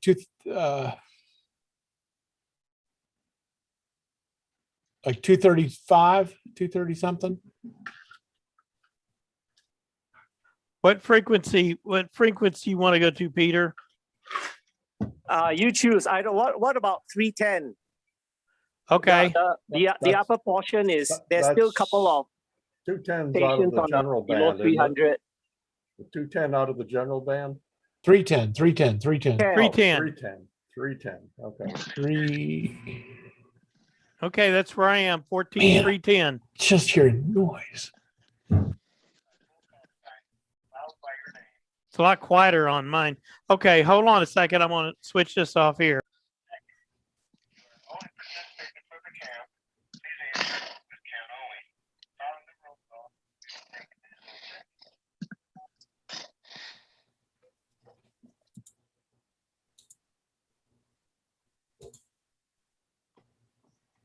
Well,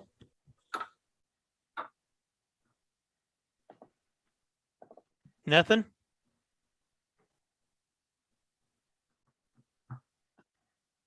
Hold, I just called you. Try again.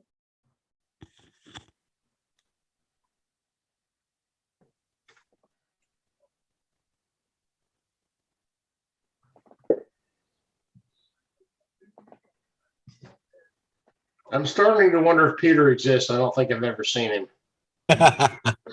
He's the mystery. What does Ed call him? Man of mystery. International man of mystery. Oh, I'm here. I'm here. Perhaps What are you he's a- talking about? He's a phantasm. Oh, other Peter. Oh. It's not all about you. We love Yes, you, ma'am. Peter. Don't worry about that. Hey. I'm well. How are you?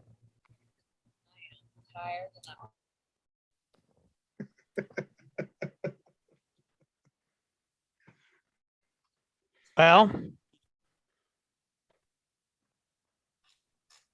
Mark, are you running WSJTX? yes.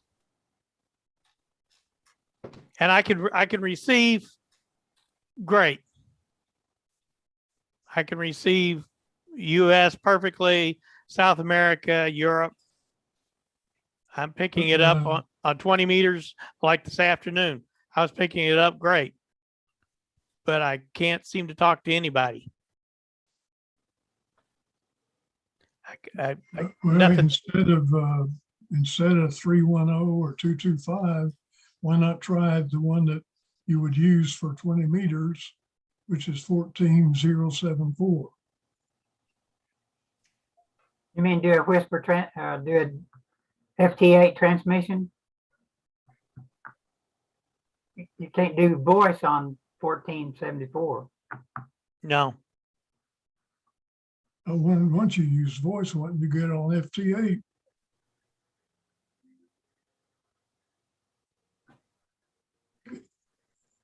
I've got mine set to 14074 on FT8, and you transmit. I'll see if I can see you. That's like a good test.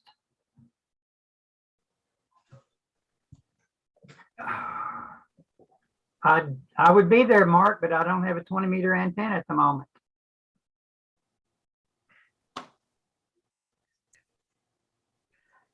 Here's another good one for you. When I was just transmitting a minute ago, both my off of this, where the computer is set next to the radio, both the keyboard and the mouse went out. RF in the shack. Sounds like you're right, Ken. Part of his problem, which may be messing with you. You may ISWR. Well, 1.8. SWR No. 1.8. Yeah, that's not bad. That's not bad. No. But you said something about your power going into the red. I don't understand that. I don't either. I didn't catch that either. That shouldn't happen on a 100-watt radio. Not on voice, unless something wrong there. Now your mic gain may be way high or something, but I turned that down, so it quit doing that. but your actual power out went into the red. I'm not sure. I don't know the 991, so Neither do I. I think that was just showing me that my mic gain was way too high.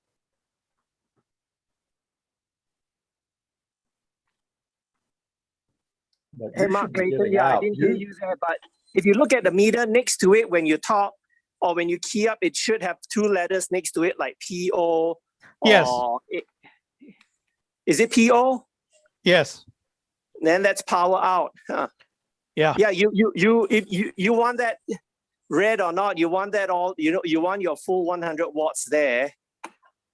Then you are putting power out. Otherwise, if it's not swinging, then the power out means you're not. Yeah, when you key up, it should switch from SWR to PO, and then in the settings, you should be able to change it to ALC as well. Right. And that ALC is just one blue bar across there. So you're not having a large ALC signal. Does that mean you're overdriving it? Probably, but there's no way to turn it down because when you do the you turn that down with your mic gain in that case. I did that, but that doesn't change the I tried to do it with the DT gain. You're supposed to bring the DT gain down, which I got it set at 6. And it didn't bring the ALC down. ALC just sits there as a blue line when you look at it. It's maxed out. If it's going full scale, it's going to scorch your power. Well, is the ALC maxed out? Is that what you're saying, Mark? Yes. Well, you're overdriving it. I don't see how I'm doing that because it's just sitting there. I'm not even on it at the moment. So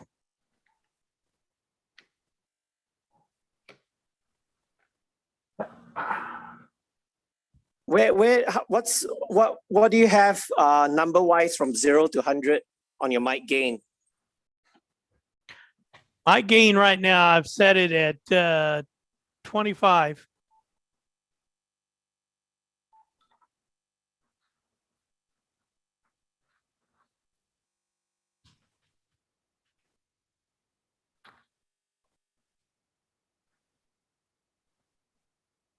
It's very quiet in here, isn't it?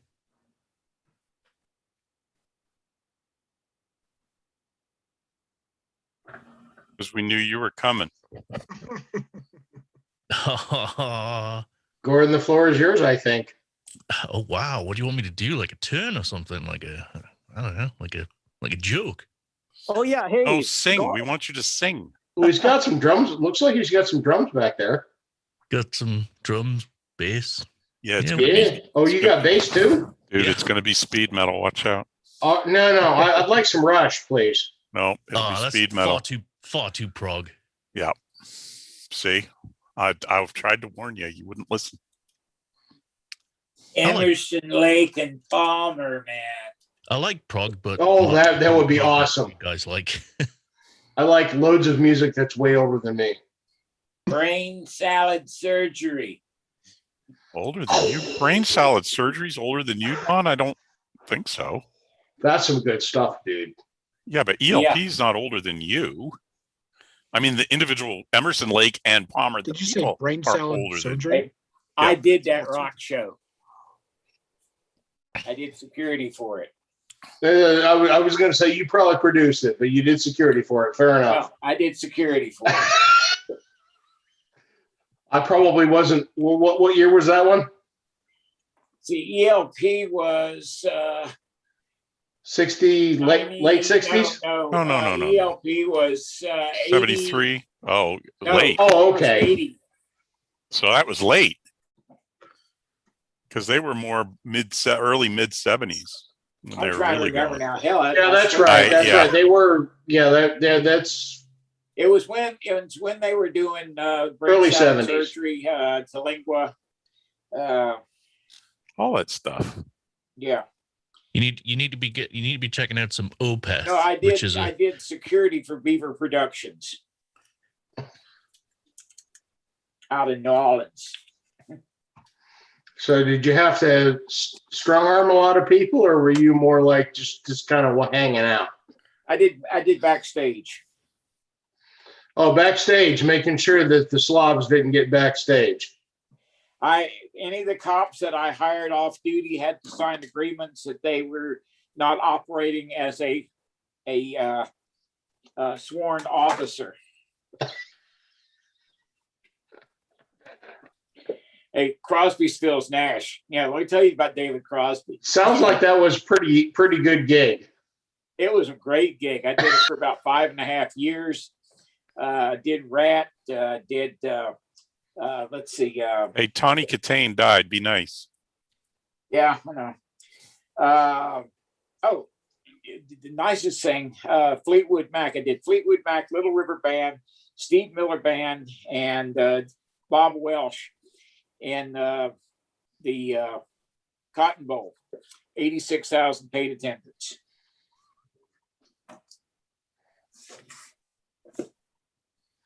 That was a hell of a gig. Hey, Gordon, you're the Hey, 991. Yeah, you're the 991A expert. Mark Clayton there is having problem. You've got you wrote a review on it, didn't you? Yeah, I've got one. All right. Yeah, Mark Clayton there's got having issues with not just FT8 but possibly just sideband itself. Well, yeah, why don't you chat with him about the meter? I think you're talking about his ALC not moving at all, and I don't know. My older Asus, required a bit of ALC action versus the ICOMs. Be putting power out and stuff like that. Huh. Yeah, I normally hammer my ALC pretty hard, actually. Yeah, on the Yaesu, on the ICOMs, they have the mark there to limit it. But yeah, over to you, Mark Clayton. Yeah, I think you need to move that ALC on the Yaesu quite hard. Let me see what I've got set on mine. Let me have a look here. When you look at your ALC, Gordon, does it just show one blue line across there? Really good question. All my power's off. Hang on, I'll just turn everything on. Not the drum machine. Oh, come on, man.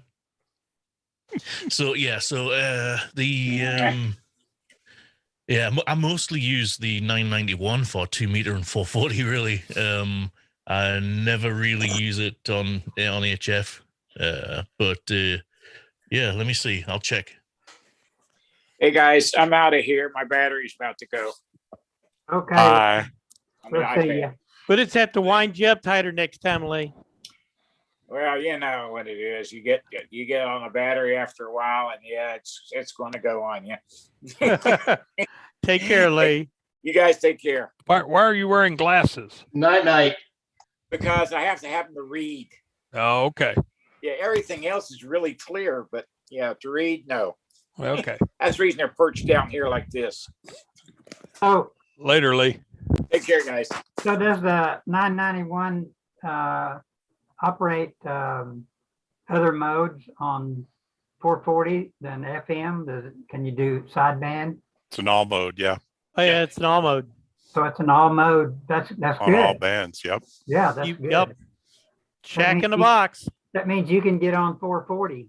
442. I can. We can do that. It's been a bone of contention here tonight. You could do a digital mode QSO on 432. Be your first contact. On 2 meter on 70 centimeter sideband. Wow. Yeah. Well, I guess Peter was at. We need to get on and do a QSO on. Yeah, I know. I gotta finish this interface. I got this. All right. Yeah, Next Tuesday. Oh man, so many deadlines. I got this.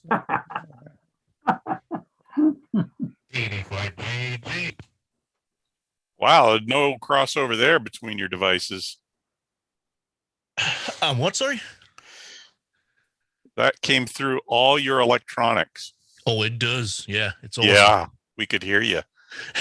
Not very well, but we could hear you. Yeah, I've got so many ferrites on so many things. It's unbelievable. But and still, it's not enough, right?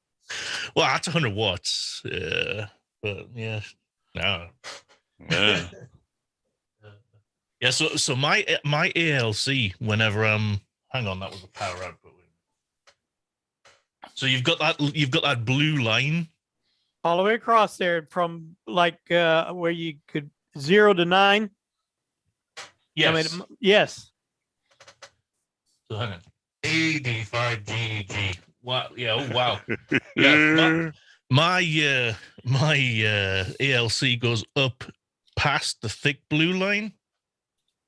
Yes. Up to about 10 dB over S9, right around about there.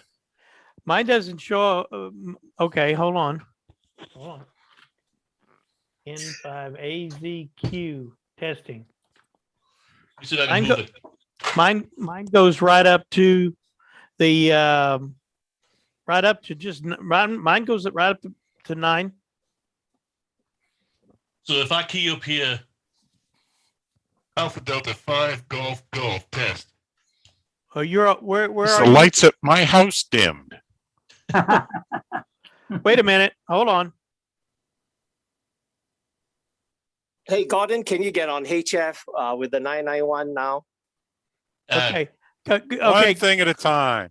Gordon, go ahead and you're on 14170. Do it again. All right, Alpha Delta 5 Golf test. The streetcars slowed down when you did that. I didn't hear a single thing. Okay. Where are you at? I'm right around Northeast 27th and Bryant. Where? Oh, well, I'm in Norman, so I'm right just north of the Moore line. Technically, it's Oklahoma City. I'm in the southeast part of Oklahoma City here. let's see here. Like you can see the scope there. If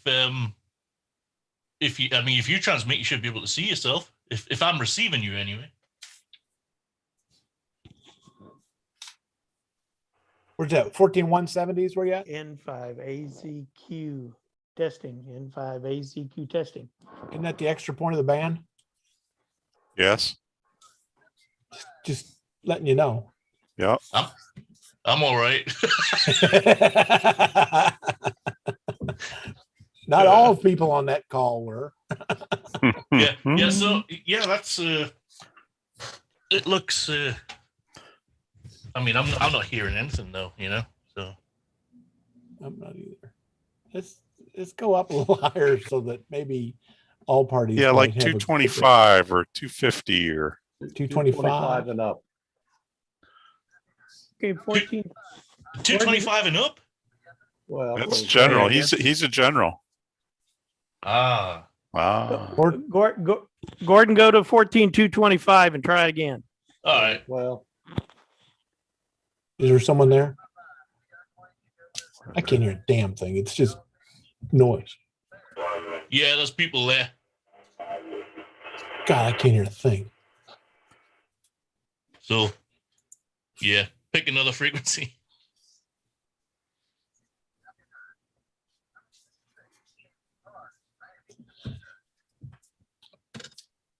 I bet something's wrong with my coax.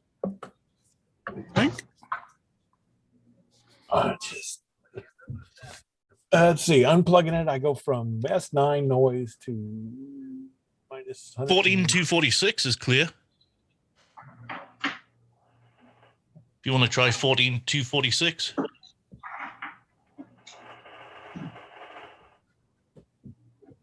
I'm there. I'm there. Let me throw out my call sign. AD5GG test. Is there nothing in that house that didn't vibrate at 14 megahertz? I'm not running any power, just 100 watts. I didn't supposed to go up the coax and out, though, not into all your I didn't hear stuff. him at all. I didn't hear him either. I only heard him through Zoom. Yeah, same here.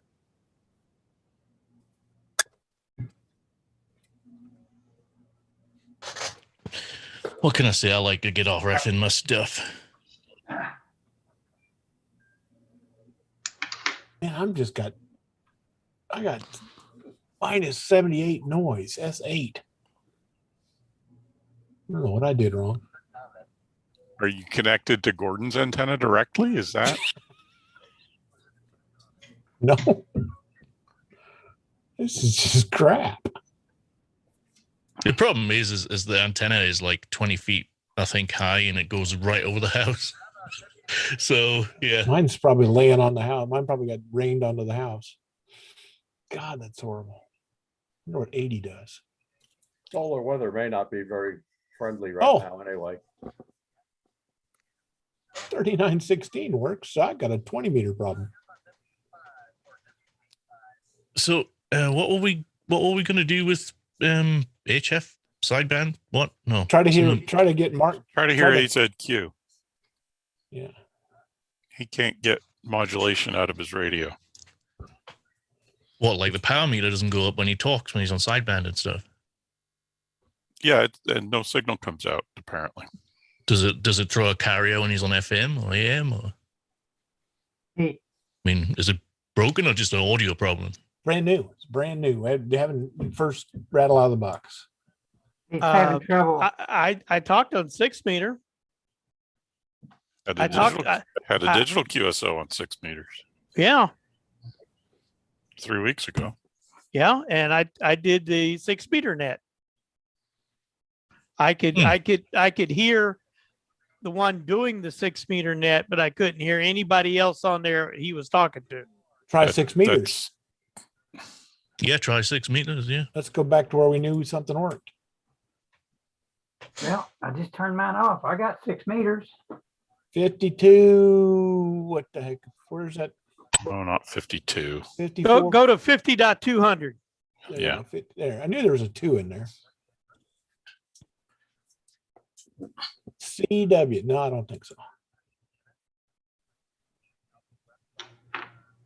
God, it's 90. 200. Oh, this is gonna come through my speakers for real. I know it does on 6 meters. If you knew an audio or an RF engineer, they might be able to help you.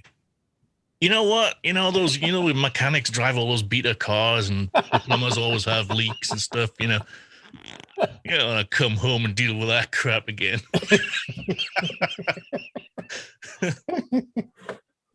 Oh, I don't have a microphone. D104. Yeah. So 50.200. Yeah. I'm there. Noisy as hell. I got 10 over noise. Something is wrong here. I know it is S1. Maybe I don't have an antenna. Well, I can do that. Crap, I don't know what I've got going on here. Okay, I'm turning my power down and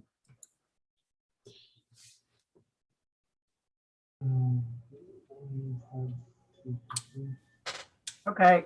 I just hit my tune button. Anybody hear that? Nope. Oh, I just got back on. 220. I'm going to turn my power up. It was only running about 4 watts. Tune button. I was still only putting out 5 watts. Okay. I'll hook up my microphone.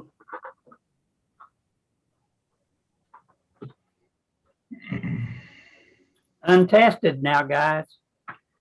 The D104 on a K3. We're going to see.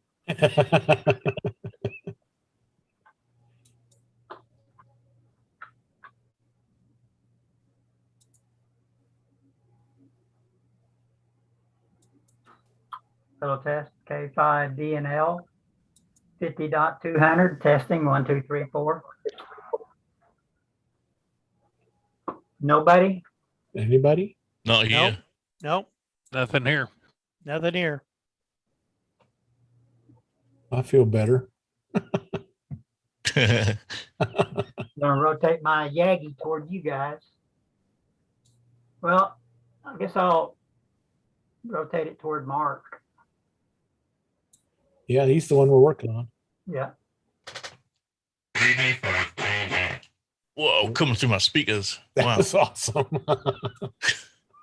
Wow. VOA called. They said stop interfering with their Cuba jamming. Hey, Mysterious is good. Test 1 2 3 K5 DNL. Echo Mike 1 5 testing. Yeah, I didn't hear anything.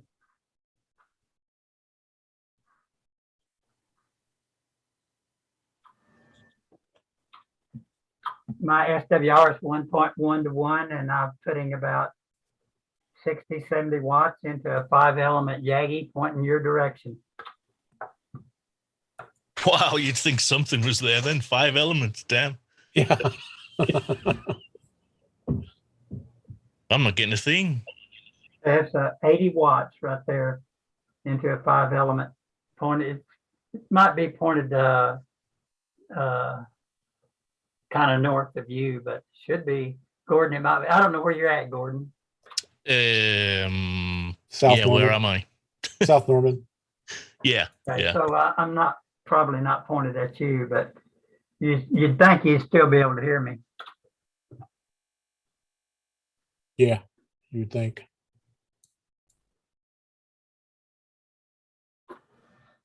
$50.2. 50.2. Yeah. Sorry, hate to just jump back in. Hey, Gordon, you just left when the guy on 14170 was calling back and ended up having a QSO with him. He called back. Oh, wow. Okay. Yeah, you had someone. It's like answering your call there. Did you manage to get to Mark there? Yeah. We can't hear each other on 20 meters. We can't hear each other on 6 meters. So Let me try to make a call out on 6 meters. Okay, 50.2. 50.2 and see if you can hear me. I'm gonna mute the Zoom.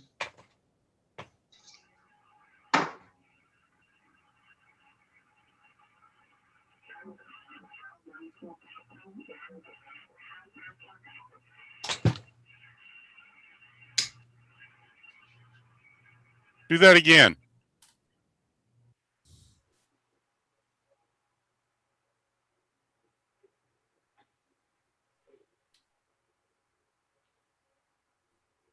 Are you on FM or on an SSB? FM. Okay, you're not in the FM part of the band, but I heard your transmission. Upper sideband, Mark. Oh, I see what I did. I switched it. Hold on. Did you, Peter? Yeah, Okay. I heard Peter. Okay. All right, now. All right, here we go.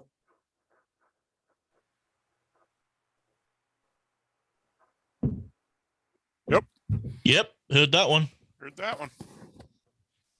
Yep. Okay. You're putting out something over there. Yep. Was it clear? Was it muffled? What? It's SSB. Yeah, give it some more. Like, talk some more. Yeah. Give a speech.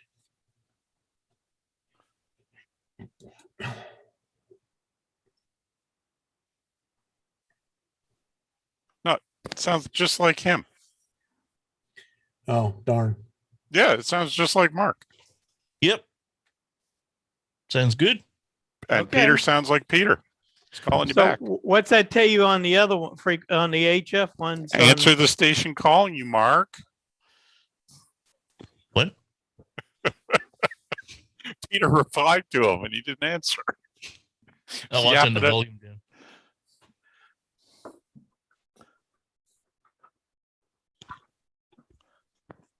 Peter? Sir. Say something on the 5200. Me? Yes. Okay, hang on. November 5 uniform whiskey Yankee on the wrong antenna. Still I going heard on that. a 5 and 5. I didn't hear anything. I was on the wrong antenna. Hang on. This is probably going to be better when the tuner catches up. N5 UWY. Man, that's actually worse to me. Worse to me. And I Well, didn't hear hell. and I didn't hear anything. And I got 10 over 9 in noise, and you busted the noise. God, what's going on here? How about Where's that now? coming How about from? now? Wow. How about now? November 5 uniform whiskey Yankee. No, didn't hear a thing. Mark should have heard me. I'm like 50 feet away from him. Try again now. I figured it out. It's my LED lights. Go ahead. 5 Whiskey Yankee. Sounds just like yourself, only a little off frequency. Oh, you're spot on to me, actually. I didn't hear anything. Yeah, I'm not on much of an antenna for 6 meters. N5 UWY. You're making it 1.5 miles to me. Excellent. Barely. Or now what antenna am I on? I could hear you. I could hear you, Peter, but you weren't real loud over here. I'm not surprised. N5 UWY. That's on a 6 meter vertical, barely off the top of the house. I'm on a work band dipole that loads pretty well on 6. Actually, let me switch to my other. Maybe my other dipole will work better.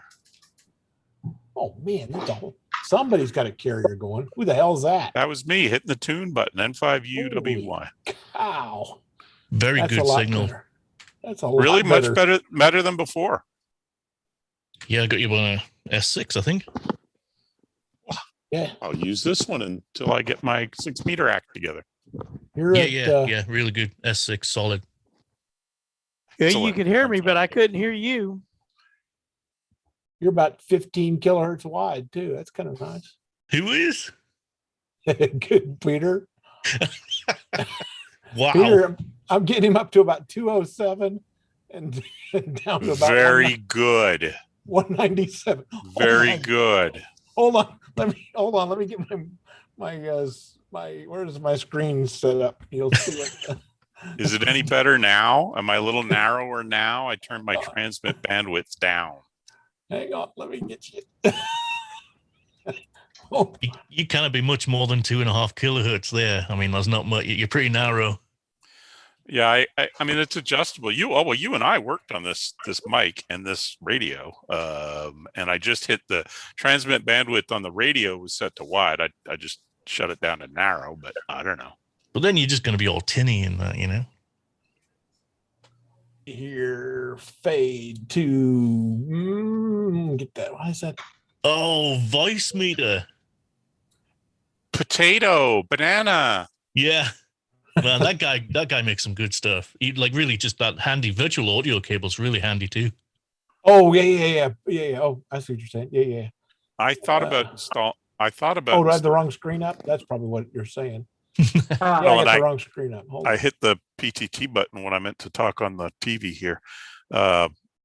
Yeah, I'll probably get his software at some point, but I have so much audio stuff running every which way that's hardware. I just confused myself with the virtual stuff. There you go. Okay, this is the flex output, and so if I say November 5, Uniform Whiskey Yankee. See that? This highlighted area is the 2.7 kilohertz filter. Well, that's very odd. I don't know why that should be that wide like that. That's very strange. Let me do this. That's like at least 99% of your powers within that, you know. Oh, I'm sure. I just widened it out and it, well, hola. That's N5UWY. Yeah. It's louder? I can't hear him. That's not necessarily your radio's fault, though.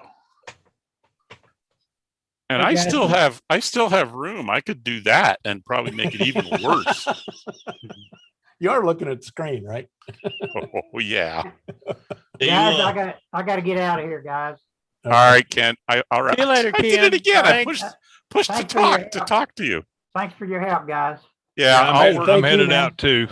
I'll work on this. I promise. I want to leave before Peter leaves. He always beats me out. So, y'all have a great evening. See you Bye. later, Sam. I'm glad you can see us.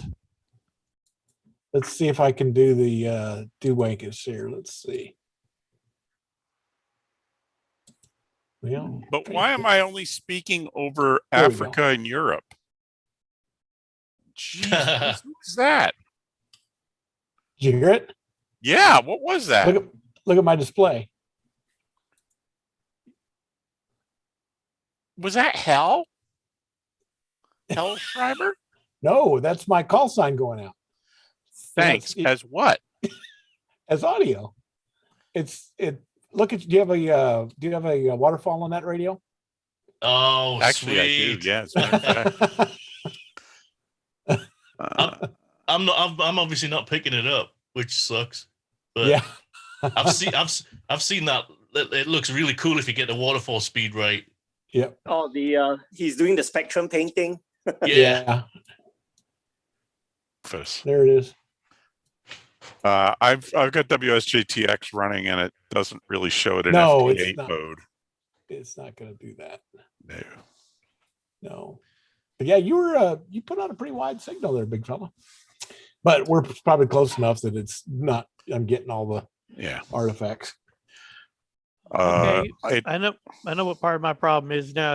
It's a crappy HF antenna. Could be. Could be. Yep. What are you using? I'm using a in-fed 9-to-1 Balun in-fed. Like a 35 foot. Like No, a 30. This one's only 24 foot long.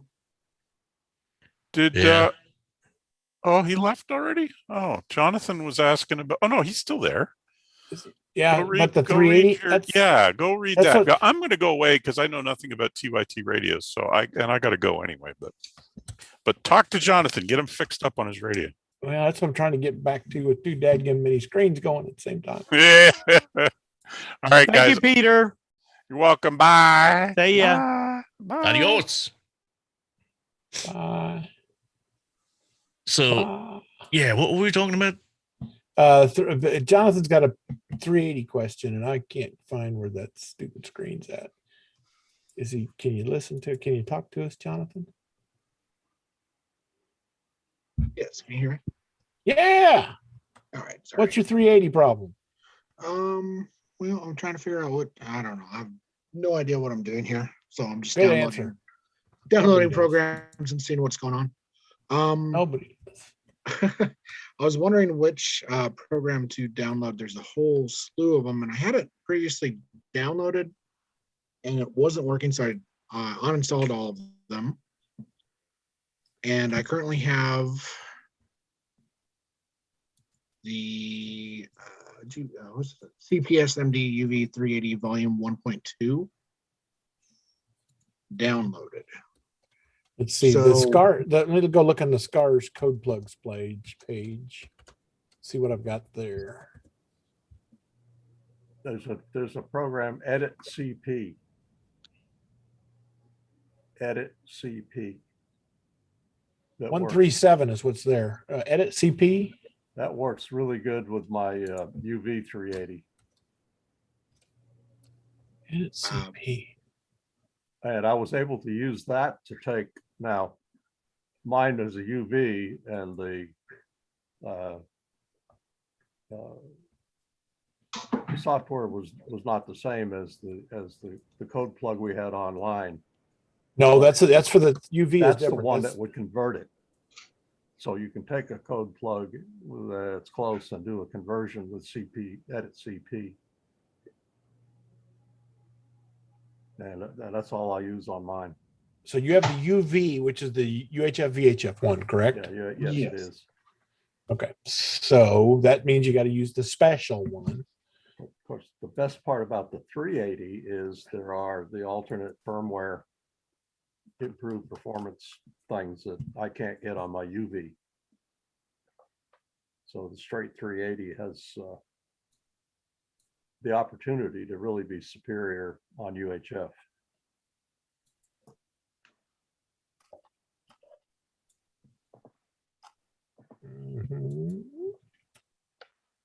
So say again which one you have downloaded. The one I downloaded, I got it from the TYT Electronics Company site. I downloaded the what was it? CPS MD UV 380 setup volume 1.20. Now I can't tell you if that's the right one I'm supposed to download. I have no idea. This is all foreign to me. You might as well be speaking French. Well, that's good because I don't speak French, but we can make this happen. That's easy. Let's see. This VA3 XPR site's always pretty good to me.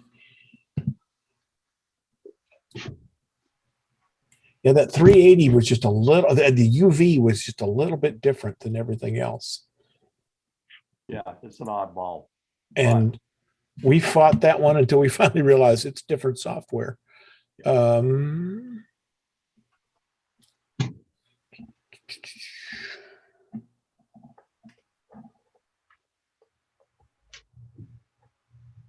same software for the, it is not the same software. That's right. Programming cable is the same. Okay, good to know.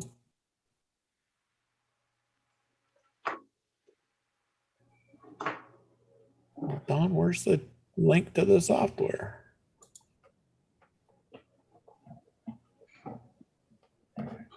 UVTYT.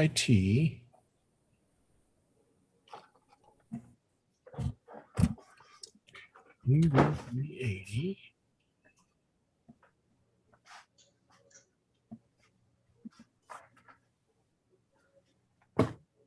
Side of you. VA3 Expert.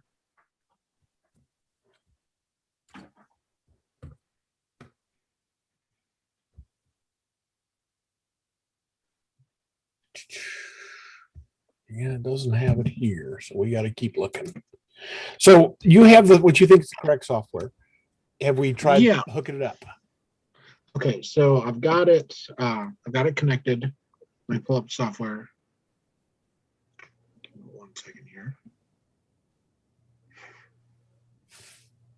Are you on the same computer that you're doing Zoom on? Can we share this? Would you let me? I can set you a share screen or a co-host, and you should get a little green button at the bottom of the screen that can share the screen, and the rest of us will point and laugh. Okay, you can point and laugh all you want. I don't think I've got anything too terribly embarrassing. There you go. See the green button at the bottom? Let's see here. Yes, share screen. There you go. That's it. All right. Oh, this is weird. Okay, so this there what I got, and then so that's all good there. Okay, have we tried to download to the radio or upload to the radio yet? Yeah, what's been happening? So it's off. I turn it on, right? Turn it on, runs about halfway volume is what they always say. Okay. And try to read the data first. Yeah. Okay, halfway volume. And I'll do read data. And hit the OK. And then this is the message that'll give me. Yeah, hit the OK. Oh, okay. It's your port. So we have setup issues. Hit OK, and there should be on one of the settings.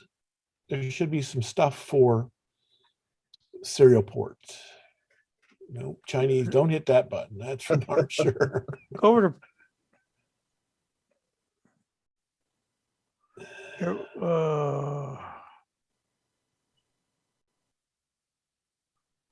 I think you may need to go into the admin mode and map that USB port to whatever COM port you want. Go into device manager. Yeah, that'd probably be a good try. Wait a minute. Go.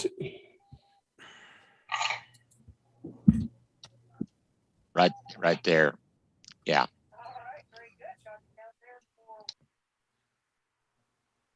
And see what you got for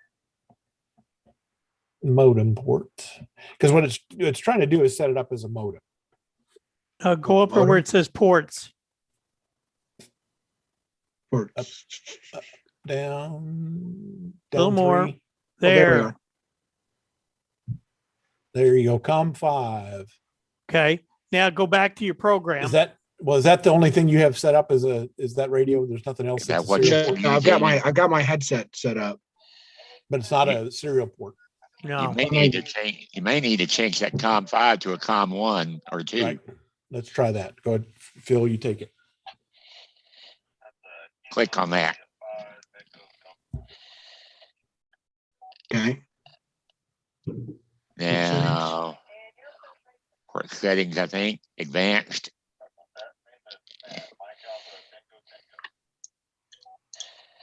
There you go. COM port number. Put what COM port you want it to be. Try 1 or 2. Go 1. Okay. Yep. Okay. See, it says COM 1, so that's the Okay.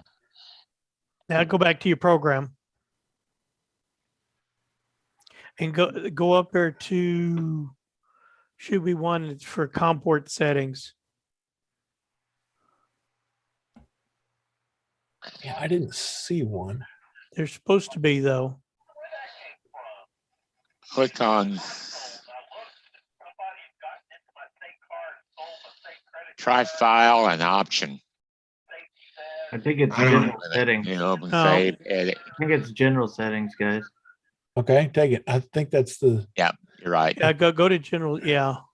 I think that's this though. Yeah. Yeah.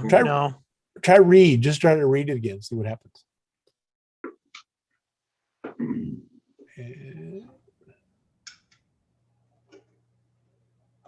No, it's telling you that it's the program there is not set up to match what your COM port is. Yep. Okay, scroll down with that. Let's check all those. Where's your COM port? Find your COM port setting.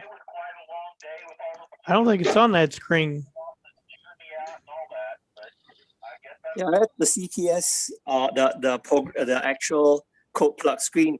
What happens if you click on the settings again? I missed that.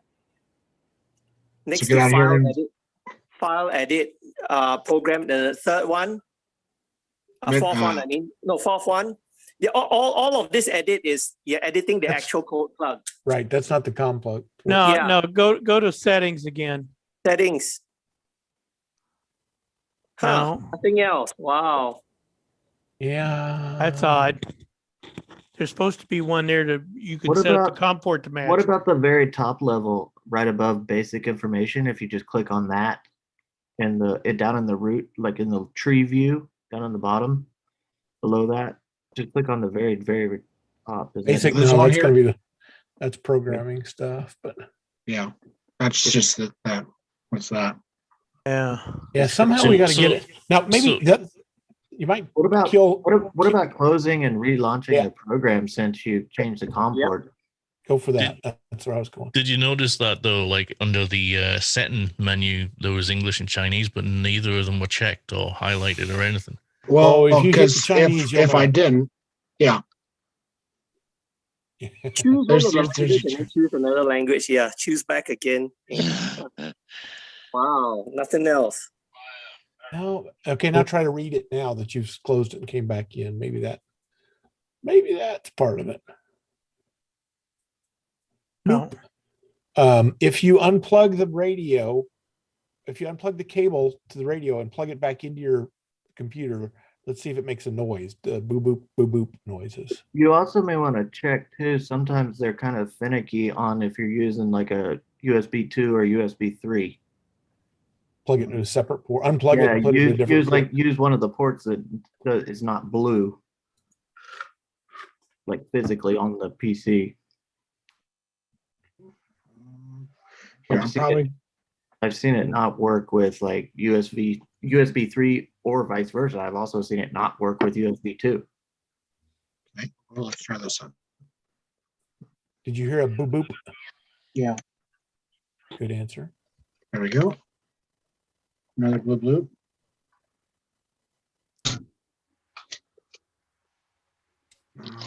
Let's shut down the program again.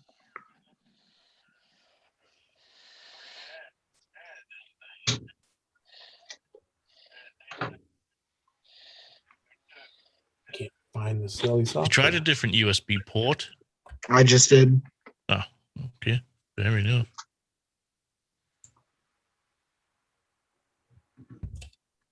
See, because where I got my. If you open the device manager and unplug the cable and then plug it back in, do you see it change status within the device manager? You should Kinda. You should see it change in real time. Yeah, but what it does is here, let me show you real quick. We'll go to you. Do you want to do the USB? So the thing? port. Oh, the port. Can you like physically unplug it and then plug it back in? Yeah, and let's see what Go dissipates. go down to port. Port's common LPT right there. There you go. Now, it's saying COM6 now. When you unplugged it and plugged it back, it found the new COM port. Right. Yep. But you got the. Want me to unplug it again? Well, yeah, it's because you changed physical ports, so it's going to use a different COM port. Yeah. Try changing it to COM2 or something. See if it properly. Yeah. Port settings. It's good. Yeah. Yeah, it says one was in use. Yeah. It still thinks one's being used. Yeah. Well, one would be the mouse. It wasn't in use before. Oh, I was thinking one's the mouse. Yeah, it wasn't there before. That's okay. Go back to your app now.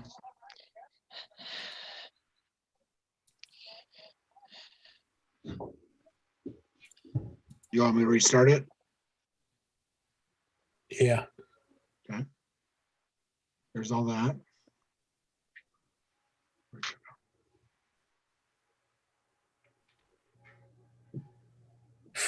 There's got to be a way to tell it what port you're using in the program there.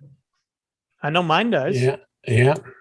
There's got to be some place in there that tells you where to set the port, change the port to match what it is on the computer. Is which version of CPS is this? I went, let me show you real quick. I went 1.2. Yeah, 1.2. This one right here. It's the UV. Yep. All I did was I Googled up real quick CPS MD UV, 380 UV comport, and there's a bunch of threads about everyone not showing it up as well. Well, is this a 380, a UV 380 or a 380? It's a UV 380. Just a 380. I read somewhere that it's a UV 380. Yeah. All right. That's I good. did the same as Peter. UV and did some 380. Googling. Okay. I would highly recommend that you download Edit CP.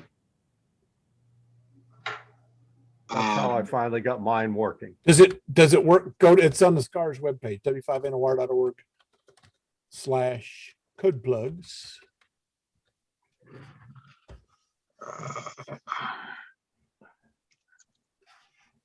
I'm going to shut up and listen to the guy who said he got it working on his radio. I mean, because I had that thing almost a year before I got it happy and working.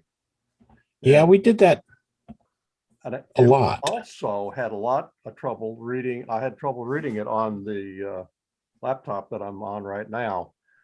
I later got it to work, and it had to do with starting the file, a new file or something of that nature in the software, in the CP software. And I mean, prior to that, I just did it on another computer where it worked. But do I want to hit this one then? No, Edit CP. Keep coming down. Keep coming down. You can just Google Edit CP and it'll take you right to the site and you can download it. It's a handy, kind of like right a chirp for a lot of, especially for DMR.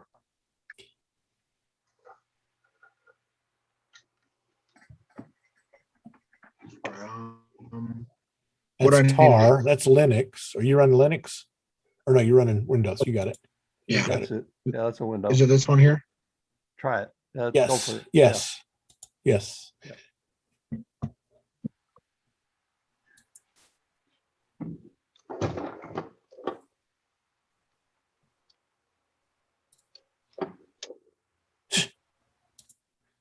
Yeah, it may harm your device. Yes. No. Yes. No.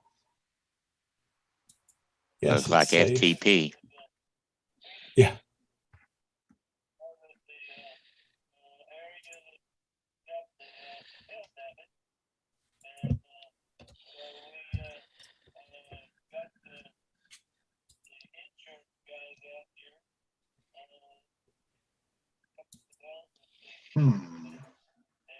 Where'd it go?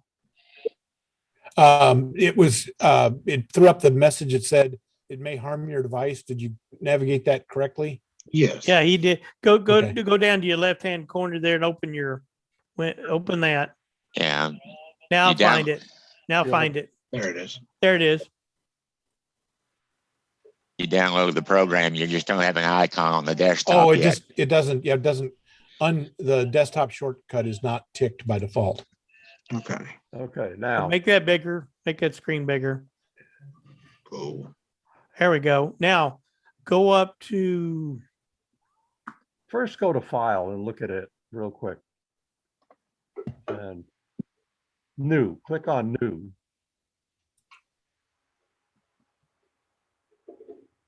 Select your model, UV380. Okay. And leave those alone. What doesn't have an okay Oh, yeah, yet. so you have to select A and B, sorry. You have to tell it what's. Yeah, 400 on A and then VHF on B. And once you get those selected,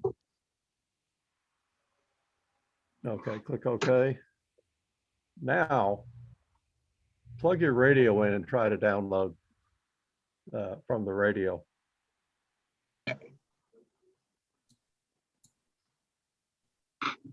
I have to turn it on to do so, right? Correct.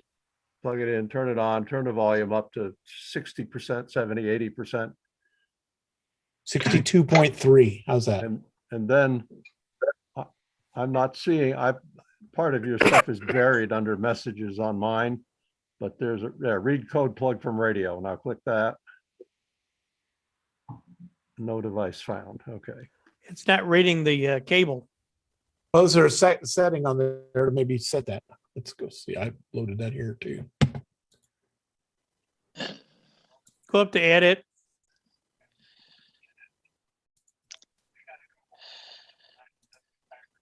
Preferences, maybe? No.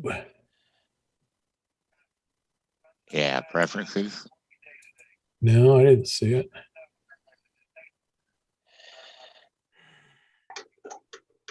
Nope. I can't see the headings on it. I'm gonna go, let me go off on another computer and bring it up. On that. Well, the computer's recognizing the USB connector. Right. The program's Okay. not. But the application program's not. And it is Rebecca. plugged in. You're plugged in good and firm to the radio. Yes, sir. And get informed to the computer. Yeah. Battery. I mean, the radio's on, right? You got battery on the. I mean, just asking the dumb questions. Nope. Go to the radio's on. Go to radio again. Okay, wait a minute. Let me look at this minute.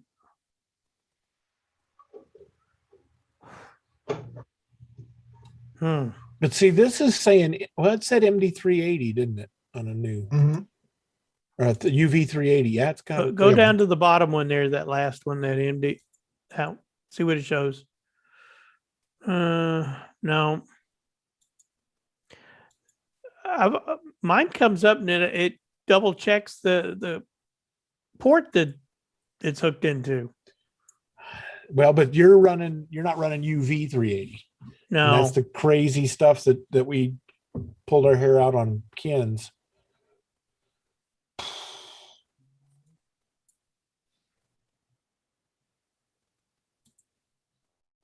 Because I'm running it also. I just pulled it up down here on mine and I don't see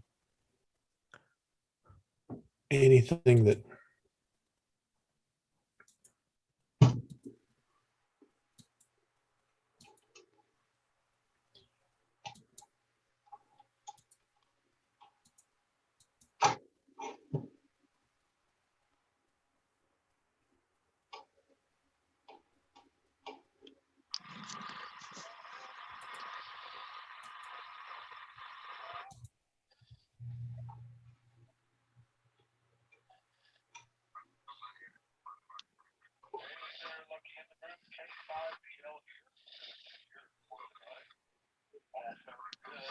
I don't see anything there either. What is, let's see, Peter and Gordon were finding a bunch of stuff on the interwebs about problems. Did you guys ever figure anything out?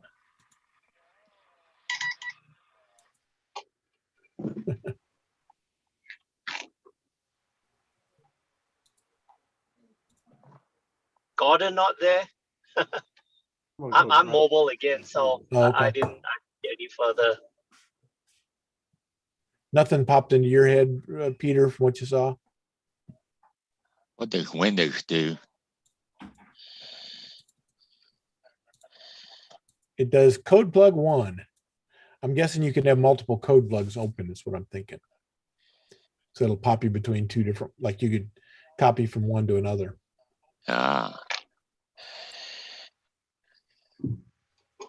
Let's just try that. We'll do another new. There we go. Yep. Now I got two on mine. I've got code plug 1 and code plug 2, which doesn't help us, but we've got it. That is buggy. Yeah. First time I've seen that. Oh, we did that with Ken's forever. We were all convincing him to sell it. Okay. And then we got it fixed. Is it working? No. Okay, I have another thought on that. On the Awesome. TYT website, there are a number of drivers, and I did have to download a driver. That would do it. Yeah. USB driver for digital radio, maybe? Yeah, when we get into, I think that's what it was. There was a fairly generic. Come down the left-hand scroll down. side. I think it was on the Left-hand left. side. Keep coming right there. Yes, try that. Try that. Why not? It's his computer. Let's blow it up. Come on. There's another one that says USB driver DMR below it. Oh man, there's a bunch of them. You're right. Yeah. And when that happened, after getting the right drivers down with the TYT cable, it would finally recognize the radio. Modify or repair? I'd say repair. So that means it thinks it's already there, but maybe Windows Update fixed something.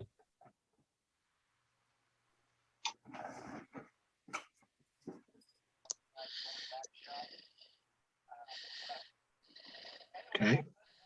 Anything else I should download? Give that one a whirl, see what happens, and if not, we'll grab one of these others. I poked around quite a bit before it would finally light up on that. But on Edit CP, it worked beautifully once I got that. Once you got the driver And right. it'll work. It will actually work on the other program. Well, no, I'm lying. This is a UV 380. I had in my head that this was a 380. No, it's UV.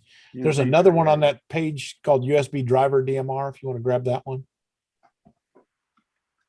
Now, when you take the code plug, the 380 code plug,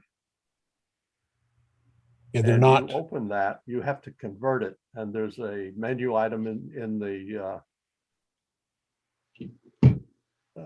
file menu drop down to convert. Yeah, I did see that. Code plug. Oh, that's a RAR. That's for Linux. That's not going to do any good here.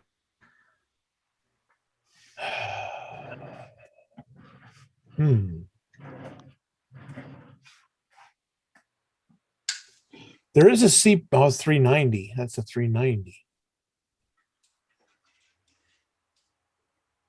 Software. It is very close to a 390. Yeah. Do you think that 390 software is what you got that did it? To try the driver, I mean, as far as getting it to recognize the radio. Yeah. Isn't there also a 2019 or something? 2017. You should be able to extract that RAR file with like WinZip or. Yeah, but that means it's probably not for Windows if it's. Yeah, I know. I just don't know if it's the right file type for Windows, but yeah, I've seen a bunch of them come down as RAR and then have like EXEs and like a TCG in there. Oh, yeah. Just a thought. Let's go. I'll go look at him, see what it looks like.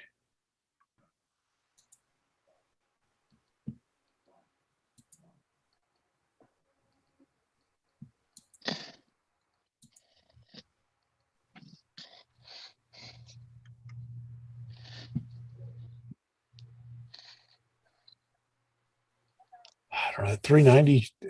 You think that 390 software might? If not, I can always just delete it. Yeah. That's Mark, true. one thing is the CPS usually has to match the firmware as well. Yeah. Yeah. But they've only got the one CPS up there. Well, what about go over? Let me paste that here. I'm stopped for a while. Mick Law has the MD380 UV page with a link to the firmware updates and everything. What about that driver on the right? It says CPS MD UV380 setup. Yeah, that's what he's down. No, there. Yeah, That's that's what the he's first used. one I already did. Yeah. You already did that. Okay. Yeah.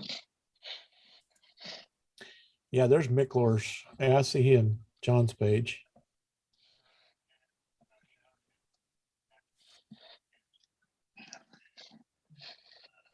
There's a drivers and programming cable.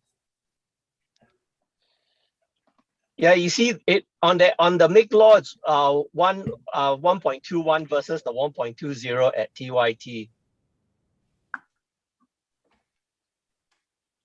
But the edit CP software isn't fussy.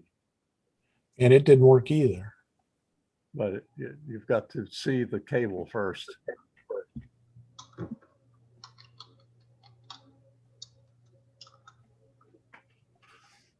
You know, yeah, because Windows is recognizing it. It's assigning it a USB resource and a COM port. You know, OS side, everything is good to go. Yep.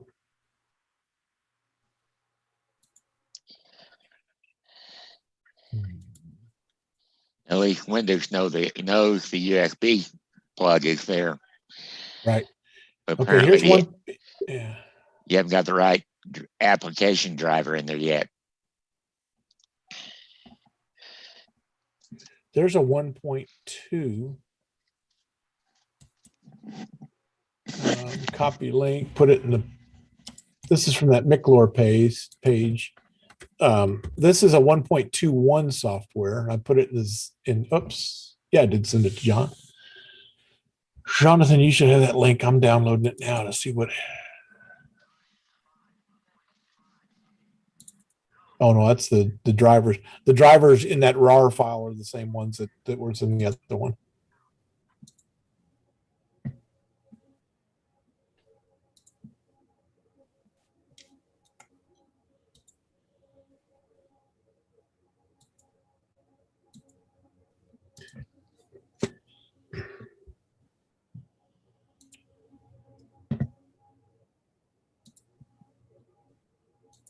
Hey, on a side note, Mark Clayton, you still have your NFET wire on the roof or off the roof? It's still laying on the roof. Oh, there's part of your problem. Yeah, I was thinking that. And it's wet and it's been raining. Yep. Yep. There's part of your problem. And it worked the other day when it was dry. No, I still haven't been able to make any contacts out on HF. Just 6 meter. That's okay. That's HF, but okay. Well, you know what I meant. Yeah. Nothing on 20 meter or 40 meter. Did you change the length? Because did you change it from 35 to 24? No, sir. I bought it that way. Yeah, I'd hang it out in free space first. That'd be a first. I hadn't think of part of that. Good job, Peter. Uh-oh, who showed up? Yeah, try hanging. You can hang it so that the 9 to 1 box is on the eaves, and then the other side the other end of the antenna, just hook it to a fence, even if it's 6 foot off the ground, Okay. and then give that a go. All right. I'll try that. I'll try that tomorrow.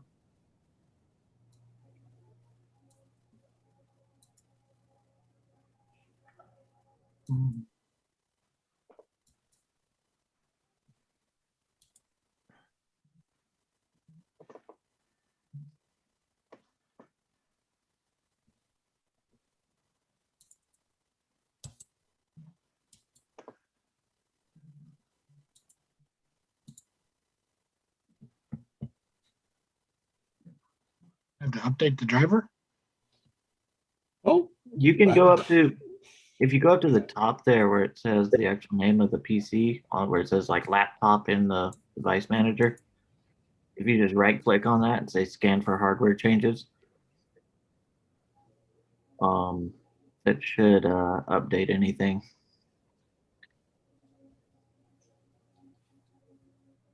Yeah, it never, that never hurt anybody. No, but we don't know if it keeps changing the COM port on us either. No.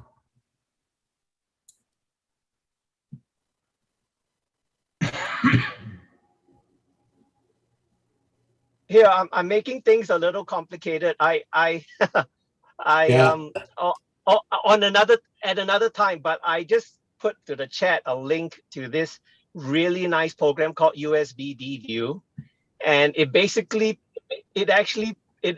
basically pull out every single USB driver that you ever installed, and then be careful with it. But you can go in there and delete and uninstall all the previous drivers. Yeah, start with a clean.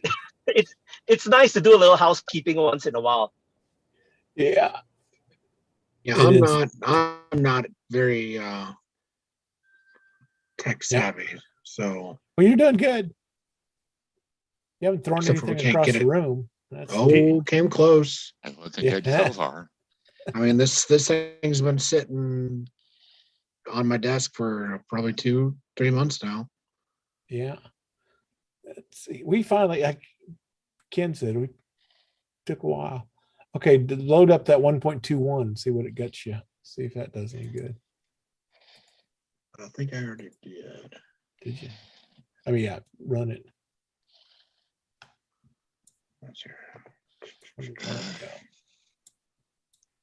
Where would I find that at? I don't know. That's what I'm looking for mine.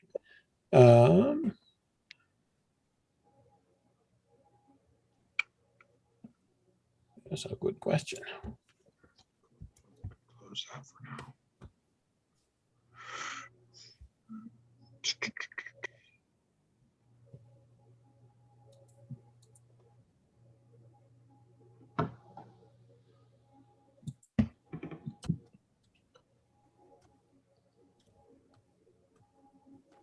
I don't see it. Wasn't paying attention when it loaded. I'll go load it. There it again. is. Edit CP. No, New? CP. It's DMR code plug Oh, editor.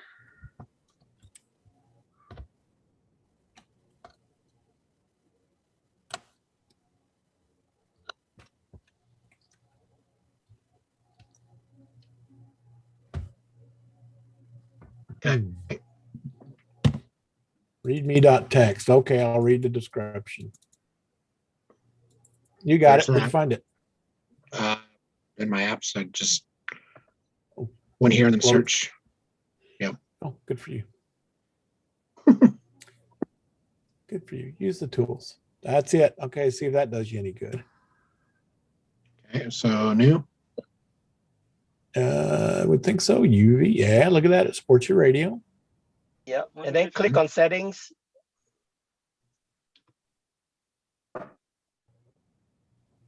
Where's the Top settings right. at, guys? Up and up. Right. There you go.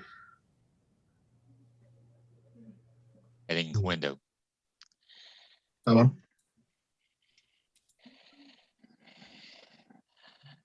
More than you ever wanted to know. I have no idea what all this is. Where it I says- I where it still says- don't. Where it says serial number right there behind that window, is that the actual COM port number? Or is that the serial number for the radio? I'm guessing Serial it's- number for the radio. Probably the radio. Okay. Okay. I don't know. Sometimes they're kind of devious. Yeah. Yeah.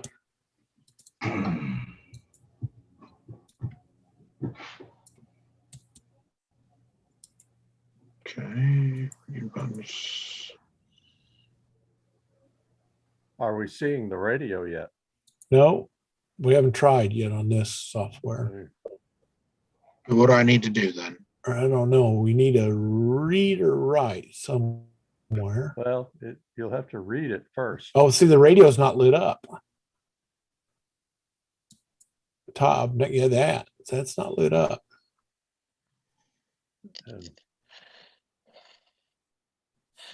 Okay. Let me step into my other room. Fine. I think I may have a Bofang cord. Give me 1 second. We'll be right back. Okay. If we can get you to read the radio at all, I can send you a code plug that's good. fairly inclusive. So Good. Save you some time and trouble there. Why don't you send that to me and I'll put it on the webpage too. I should do that. Okay. Did he say he's getting the Bofang cable? I don't know. Or maybe it's a Bofang cable that he's using. Yeah, the Bofang. No, you need the straight cable. Yep. Bofang cable is the one with the USB to serial bit. Yeah, you have to have a reader for that. All right, I'm back. Okay. Give me 1 second. I'm going to close this out real quick.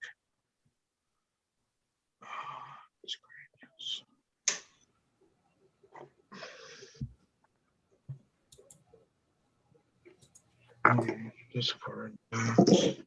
Mark, I keep trying to chase your mouse cursor. No, it's not mine. There's or whoever's. Yeah. Yeah, it's Johnson's. Yeah. Yeah, I keep trying to chase that. Well, like, why are you closing things on my screen? Oh yeah. I don't know what I'm putting out. Give you remote access. Yeah, it is. Yeah, that probably is mine. There we go. Oh my.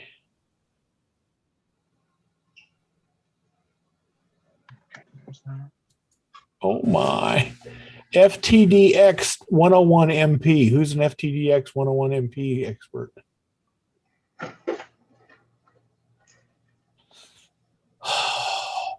He was getting out of radio and he bought an SPE 1.5 kilowatt transfer power amplifier and an FTDX 101 MP. Okay. Better off start without that amplifier. Oh, John. You know I'm right.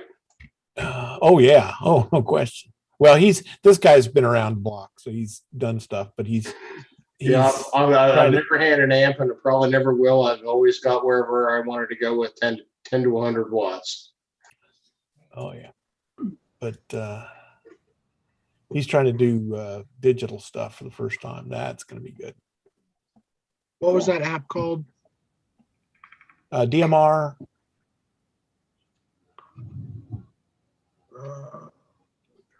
Code plug editor right there. Hey, what'd you do? Change cables. Oh, that's cheating. Hey, yeah. Well, now Is all it the damn though? things will work. We just giving you 6 ways to do it. Now, while you were out chasing and getting the right cable, Ken said he had a code plug for us. Do you have a code plug for us, Ken? Oh, hold on. Working on it. Okay, working on it. Got See, it. now it's not showing there. Well, go flip it back to the radio where it was on. I'll close that then. And let's just try to download first. DMR. That's it. There it was. That's it. Let's give it a shot. Come on. Really? That just tells you it's not reading through the cable. Right. It says there's But it no was radio before, there. right? Yeah. Hey, Jonathan, did you switch over to a Bofang cable? I switched from the Bofang to the TYT. Oh, okay. Yeah, you need to use the TYT cable, not the Oh, we Bofang got this cable. gun running too at the same time, right? Try this one now. Maybe it was jamming it up. That's why COM1 was in place. Okay. Oh, so you were previously, when we were going through, you were using a Bofang cable? Yeah, I was an idiot. Yeah. Two to 3 months, and Yeah, but see, I think we're still gonna have that problem though. Same thing. Okay, but it might be all goofed up because we've got all this stuff in there. Shut down all those programs, and maybe let's pull the USB. That's it. Pull it Okay, from now there? pull the USB and let it reload again.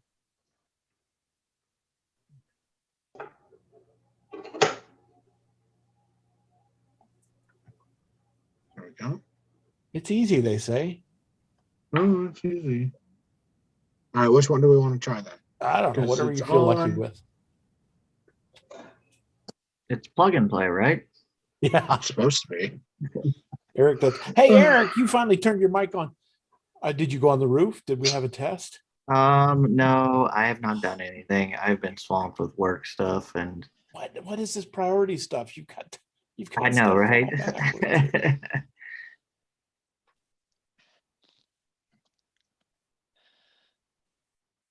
Is your VHF UHF still working? It is. No. I wonder if we have to reboot since we got it all confused. Change the frequency right there in the drop down. Just change it to No. 146. 136 through 174 first. Just the very top option.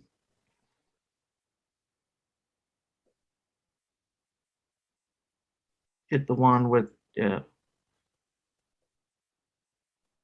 not gonna read.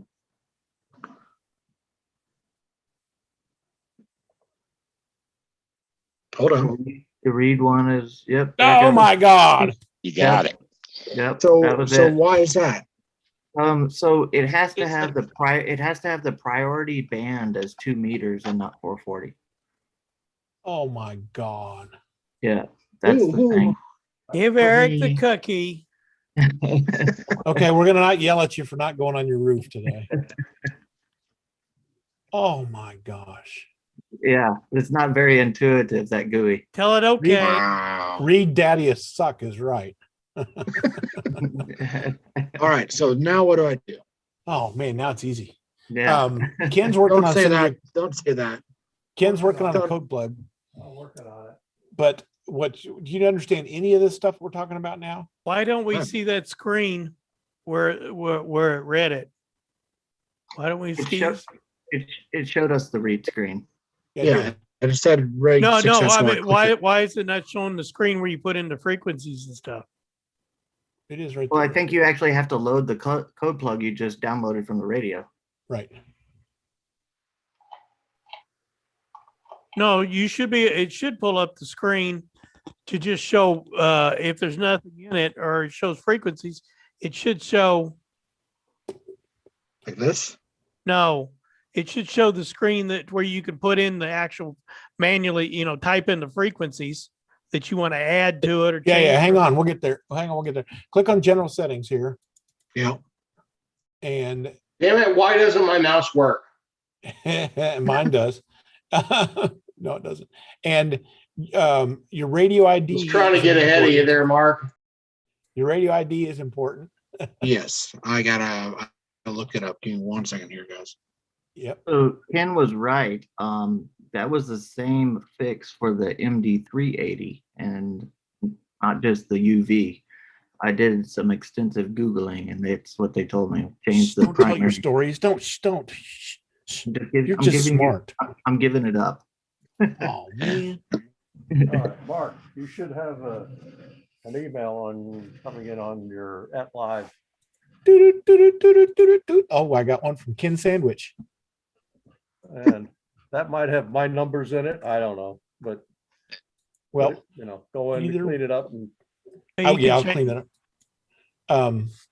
And let's see, Jonathan, what's a good email address for you? JWJEITZ. Got it. Got it. Hey, Mark, will you copy me on that email? You got $1? Sure. I'll give you $1. T-Con quicker or, than that. Can I send it to you in Dogecoin? yeah. Yes, yes, you may. T-Con or T-Con at Gmail or Outlook? It doesn't matter. It's KC5KLD at Outlook and it's TCon at Gmail. Ken, Ken, are you working tomorrow? No, I've got a morning and an evening schedule already. What you got? Or what are you thinking? Well, I was thinking if I set up one of your quick antennas out in the yard and tried my FT8 with my radio and see if it actually makes a contact. I know for a fact it's my antenna. There should be a boatload of people on. We need to get you a 20-foot pole and build a classic dipole. And just set it up in the middle of the yard, and all you need is one pole and string off the ends of the wire, set up the 20 meter and stretch it out with string as far as you can in the yard, and you'll have an inverted V that will work, period. It will work. Set it up more or less east or west, and you can talk all over the place. And or a little vertical. With one counterpoise, you talk all over the place, it'll still work. I mean, it's nice if you have a bunch of radials, but you don't have to have it. An elevated single counterpoise will give you the quick and dirty. Yeah, I was thinking about that 20 meter you set up out in your yard the other day. You need that's probably what you ought to have is get you one of those 20-foot fiberglass poles and make a 20 meter dipole. You could make a fan. You really could run two wires and make a 10 and a 20, or and it just sets up in 5 minutes, and you can tear it down the rest of the time if you're worried about people, seeing it or anything like that. But it's so easy, takes up so little space, and you can fold it up and take it with you. And if you just make it as a classic dipole and you suspend the yeah, that's 390. That's 390. That's 390. You don't want right. That's the link that I just opened. There's actually an option in the CPS software to flash the firmware of the radio to what CPS software you're using, so they match. Yeah. Well, do we need? But you don't do want we need? Yeah. Do we need CPS if we're doing this? You have a 380 radio, not 390, right? Yeah. Right. So you don't want the 390. Yeah. Yeah. Okay. 380. Now, Just have you downloaded it? Have you downloaded your radios? Okay. Click that exit. Yeah, exit. Yeah. There you go. So I got this. Has this been read from your radio? Yes. Correct. Save it. Yes. So you've already got that. That's good. Okay. Save that one. Jesus saves, and so should you. Yep. I put your call sign on it and the date. Yeah.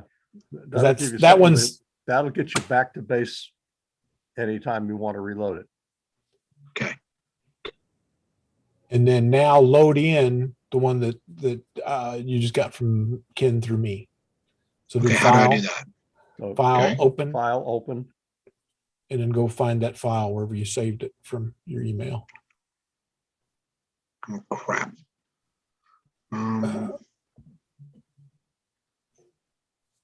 Off your Give me email. a sec here. Right here. No, the email should be code plug space MD underscore. That's nope. That's what was sent. No, from your email. He sent you. Yeah. Yeah. That's watch. That's not it. Yeah. Yeah. Yes, code plug space MD space UV 380. That's the file name I have. Or thereabouts. Right, that one. Mm-hmm. Save that guy.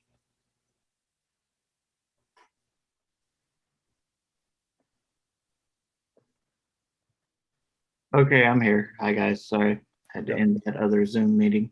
Okay, there it is. Oh, we missed you. Didn't know you left. I've been No, I talking just bad never about had you. any video on. Oh, downloads code blood. Okay. there you go. So that's Open that puppy up and okay. Now here's where you get confused for the rest of your life because then you got to learn how all this stuff works. Wait, where'd it go? Where'd it go? I was just looking myself. Believe it or not, I am awake, despite the fact that it looks like I'm asleep. Just good to know. That's it. One of Well, those two. yeah, I have droopy eyelids, and they just kind of do that. Okay, general settings. yeah. Down low. Down. Oh, sorry. No, yeah. There. Right there. Okay, so now you're going to take out my radio name and ID and put yours in, and then. Before you do that, you guys may want to change the band again, just before you do it, because that's the only way you can write to the radio and read from the radio. Okay. Go ahead, change that, and we'll go look. Yeah, go in. That put your reads ID and in. writes. That reads and writes to my radio as is. Yeah, change your ID there. That's I'm looking it up. Give me a second. Got it. Oh, you don't have it memorized, dude? I have no idea what mine is. Yeah. Okay. Okay. So there's that. And then save this as. You said I needed to go to the basic and change this first. Yeah. Yes, that's correct. Change it to 2 meter. Yes. And then it will. Oh, it says all data will be cleared though. Yeah, and then once you're in that setting, then you can navigate to the setting you were in for general, and then make the modifications for the serial number, your DMR ID, etc. Now, I don't think you need to do this because Ken's already done that. Let's just hit cancel here. Okay. Try this. Let's try cancel here, and then let's just save it. You can do another read. Yeah. And then write it. Write it. Save it. Yep. First. Yeah. Save it. Yeah. Save it first. Okay. Because we're lazy, we don't want to retype our call sign and our number, and then write it. Right. I know it's so much data. Yes. Oh, look at that! Look at that! Look at that! Look at that! Nailed it. Eric and Ken are your boys. The way I'm set up is I've got UHF on the A and VHF on B. And I set up my analog on B. That's pretty much, but once you're here, you can now go in and fiddle with it any way you want. So yeah, this is why we always suggest when we give radios out that we program the first one and then people go from there. And that's I had some notes about my my DMR radio, and I actually reverted back to them, believe it or not. And it said, make sure you have the band on 2 meters before you try to read or write from the radio. Where were you 2 hours ago? I told you I just got another Zoom call. Oh yeah, I don't know if I was just lucky the first time when it did that. No, not, I'm sure we beat our heads on the. Now you want to save it again, right? No, he just wrote it. He's good. Yeah. Now, just for grins, let's go down here and see what you're looking at. You got all of these cool things. Most of them you don't need anything with. This digital contacts, the zones are important. Okay, digital contact. Digital contacts. That's going to be the call. Do you know anything about talk groups? Does that mean anything to you? Nope. This, like I said, this is all foreign to me. Our W5NOR, the OKDMR page will have a lot of good information on it.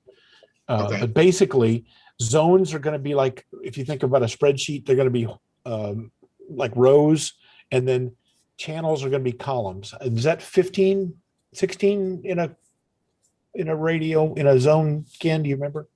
16? Usually they're about 15 or 16 in a yeah. These are all the contacts he's downloaded from all over the world. So that's their DMR IDs, not all over the world, from the States, probably.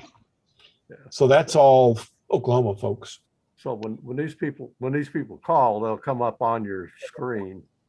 You'll be able to know who you're talking to, and not. So you will notice that some of my buttons still have my old call and name on them. Right. I'm betting it all does. Let's AG5TQ is gone now, but let's go over to your radio and let's see if you can transmit. Somebody's got to have a radio. I guess mine's out, not here. Oh wait, I got one here.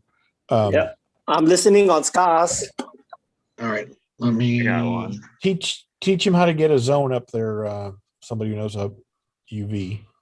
Can I unplug my radio from the Yes, computer? please do. What are we on? Statewide or what? 314016 SCARS. Is that local to north? Nope. 314016 should be SCARS. Hello, testing 5 inches up.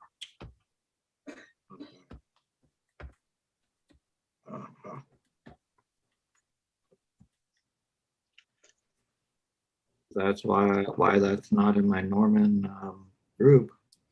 Ah. See, on his, it's on the page, it's local SCARS. It's just not in. It's not programmed in my radio. Yeah. Hello, test in 5 inches up.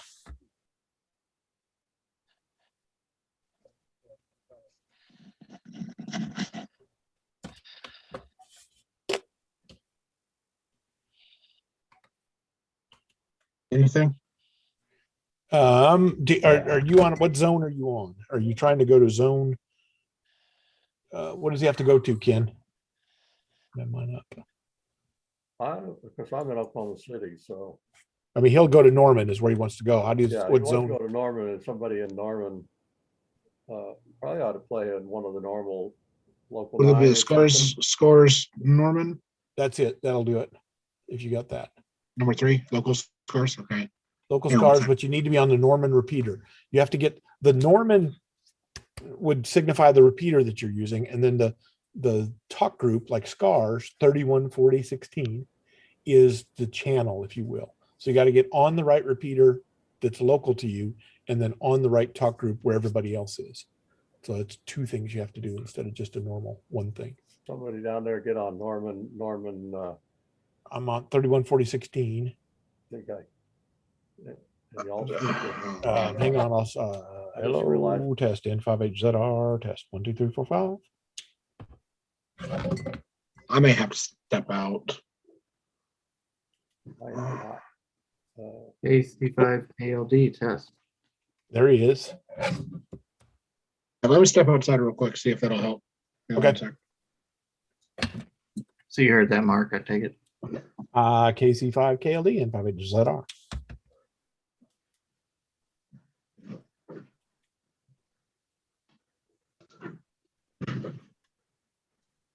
Jonathan, was that you in there?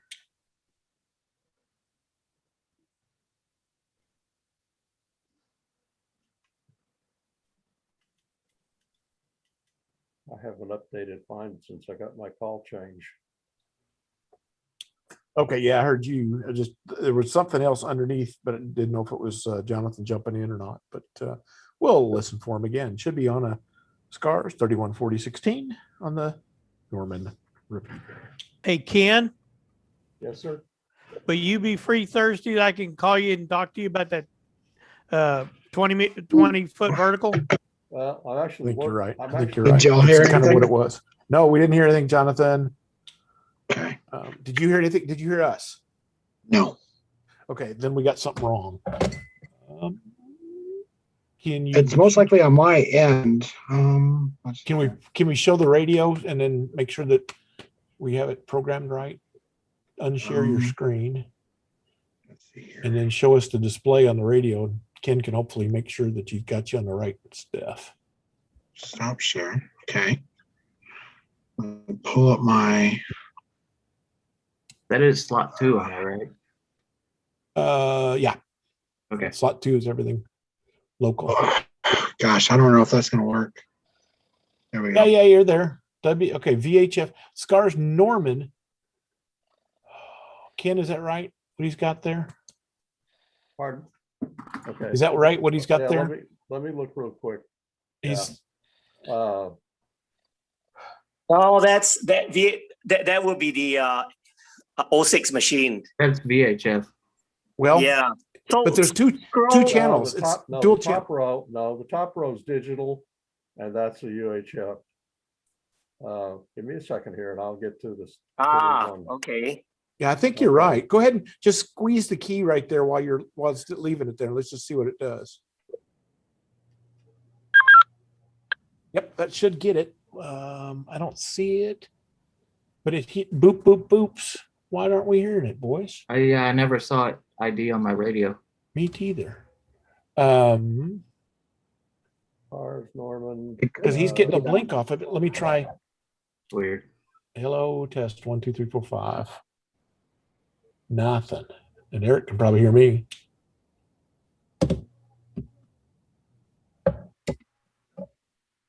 But it's all scars there anyway. If you're, well, that's interesting. Can I be before it's out? I mean that repeater's at OU. So if you're Central Oklahoma, in normal, yeah, that's for sure. That's for sure a top group that's set in there. And you select the zone from the menu button, and then you select the talk group with the knob, the knob in the middle. Okay. Zone. So if you're zone list. Okay. So that's Norman. It scrolls through Norman. Okay, so it says on channel list and add channel. Channel list A and B. Okay. That's going to be your time slot, probably. Okay, when you went to zone list and you selected Norman and then clicked on, right? Yep, Norman is clicked on. Norman, I'll do confirm on. And then it'll go Norman, okay, selected. Correct. Then the knob on top will select the talk group that you're in. TAC 310, 311, 312, East, Parrot. Do a Parrot check. Yeah, that's a good one. Just go to Parrot and then just give you a call, key up, give it a moment, just a brief second, and then give your call sign a Parrot check or something, and then come off and listen. It should talk back to you. Okay, give me a second.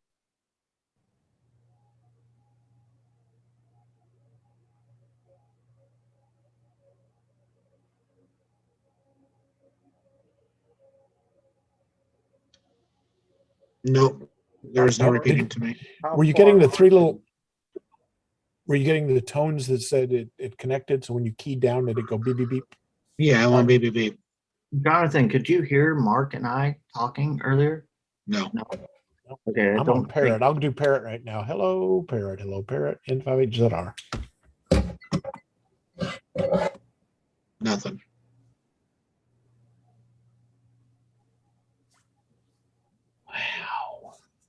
I see the receive mark on that Parrot, but it's a private call, so it came back. Kilo Charlie 5, Kilo Lima Delta.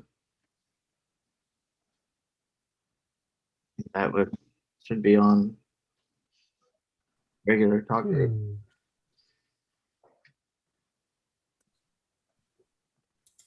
I can't hit the anything down there from northwest Oklahoma City, so not yet anyway. Now it does come. It has its original rubber ducky on there. Would that make a difference? It should be fine. It's not too bad. And how far are you from? Are you in Norman? No, I'm in Noble. Yeah, but that's still just south of you. Yeah, yeah. That might be a bit of a challenge, maybe. Yeah, but can you hit the normal? Can you hit? Okay, if you select with the arrow, if you select the lower selection, you'll have an A on the left that indicates you're on an analog channel.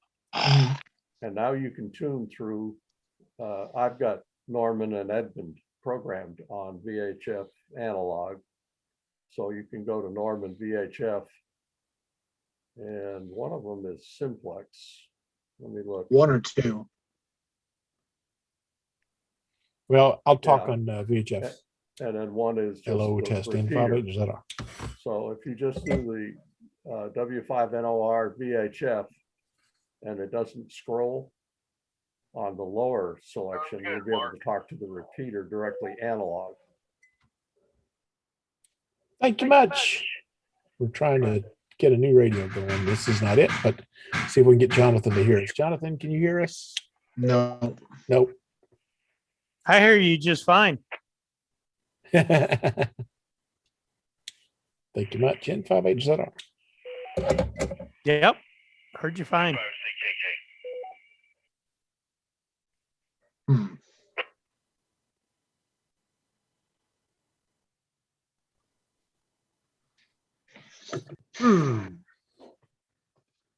You're not in a deep valley in Noble, are you? No.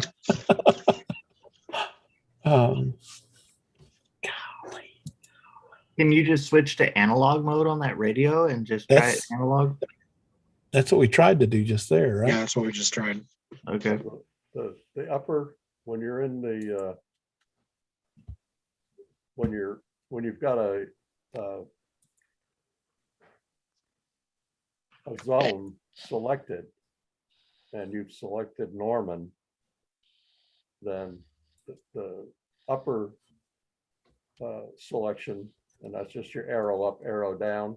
Upper selection will show digital, D for digital, and you'll be in a all of those will be talk groups. When you go to the lower selection, that's analog, and the only analog that I programmed was Norman and Edmund. That's something you can add to as you find repeaters you can reach. But there's a simplex mode, and then there's the repeater mode, and that's selectable with the large knob. You give me 1 second here, guys. So the W5NOR VHF in caps is the analog repeater, the 146060 repeater, the 147060 repeater. And that should be able to key up that repeater if you can get a signal. Yeah, I'm looking at the code to see what it looks good on the Norman Scars. And he's getting the tone, the permit tone. No, the permit tone. Ken, did you set up the permit tone so that TX only with permit or disregard permit? On the VHF, I think it was only TX. Do you have to have both? No, on there's a little. I disable mine on the DMR on a digital channel. There's a little setting there that says it's color code is what it's set to. No, not the color. Yeah, but there's one that's I have mine disabled so that I'll still get the beep beep sound even if the repeater didn't hear me. Color code's what this is said on the admit criteria. You're saying there's one more there might be one more. Well, on my DMR, there's one more setting that lets you it basically transmit blind. Right. Without having to need the handshake. Well, I programmed one for. I gotta pull it up.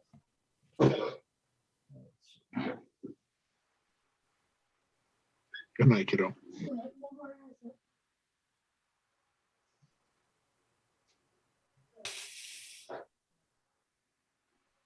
It's Scars Norman. And the analog is called, oh, he's got a really nice code plug. Lots of good stuff in here.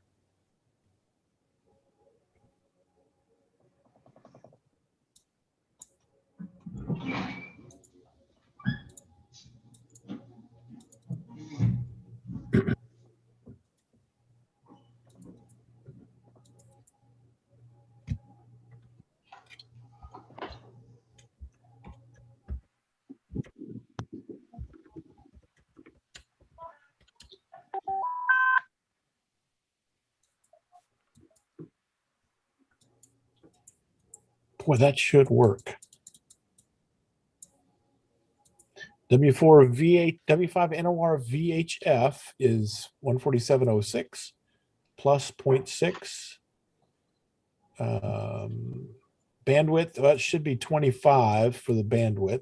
But that won't make it stop. Squelch.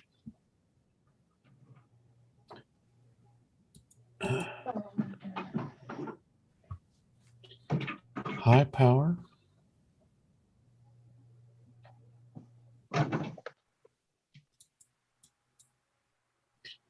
TX signaling system is set to DTMF-2.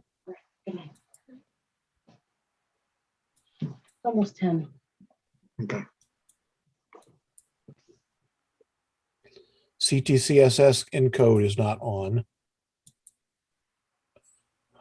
Or there. Encode should be on 141.3. And decode is back. That's backwards, Ken. So let me make this change.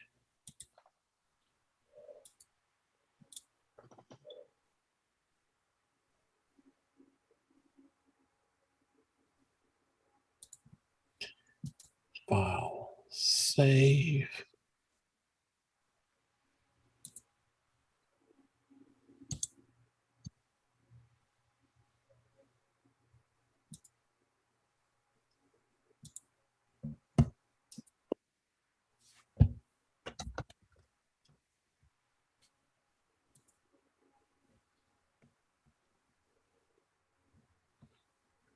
And I'll send you that. Hopefully this will get you VHF going. Okay. I'll turn off my So radio, plug that in, open up. plug it in, get it ready to program. Are you just gonna give him a new code plug, Mark? I just modified the one that Ken had for VHF. Gotcha. So this is going to Jonathan. You don't mind sending that to me with the updated reverse Okey-doke. tones? Okey-doke.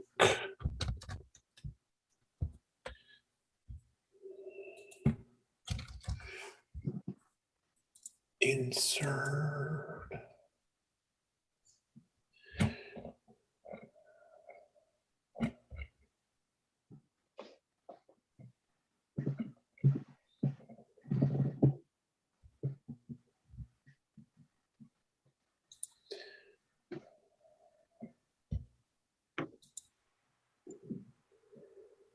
There you go. Try those. That should get you the VHF, the SCARS VHF machine, so you can listen to us. And then we'll look at the other ones later. But I think I'll look at those other ones later. But you've now got your programming stuff figured out, which is way better than where we were. Right. All right.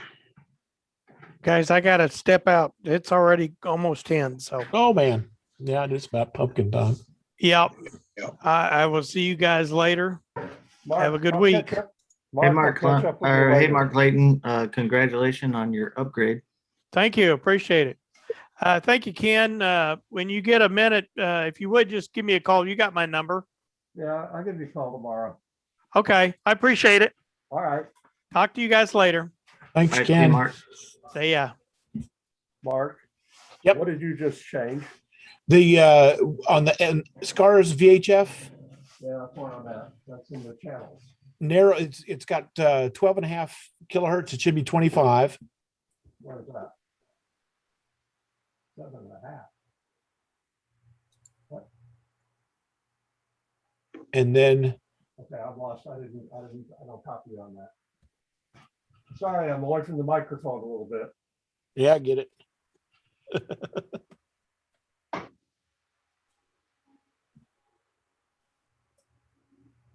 I'll tell you what. Just email me back with what you did. Oh yeah, good idea. Good idea. And then the big thing is and I'll go through the others. The tone, the decode tone was backwards. Oh. It was listening for a decode and not transmitting one. Oh, okay. And then it has a DTMF2 for some signaling, and I turned that off. I don't know what that is. So okay. I don't know what that is, but I'll go look at the rest. It's probably the DTS stuff. Yeah, I don't. That over my touch head. tone, you don't need that. That would be Yeah. like for a phone patch. Yeah, but it was signaling, and I don't know what they're talking about there. That was Well, probably some of- inadvertently programmed into the code block. Yeah. Some of the signaling is for your HT IDing. So at the end of it, it gives a DTMF burst. So that Is that for APRS, Peter? no, it's for commercial use. I was You gonna can say, get them in the repeater yeah. once in a while. Someone's got it done. Very rarely, not that often, but after they unkey, you'll hear a quick DTMF burst. Telephone company calls that signaling. Yeah. I only ever used the Baofeng down there. So Yep. I never did Yep. use this on VHF down there. Oh, that makes sense. So, Got it. Got it. so I guess that's all all the VHFs is suspect then, Jonathan. Okay. But the DMR functions did work.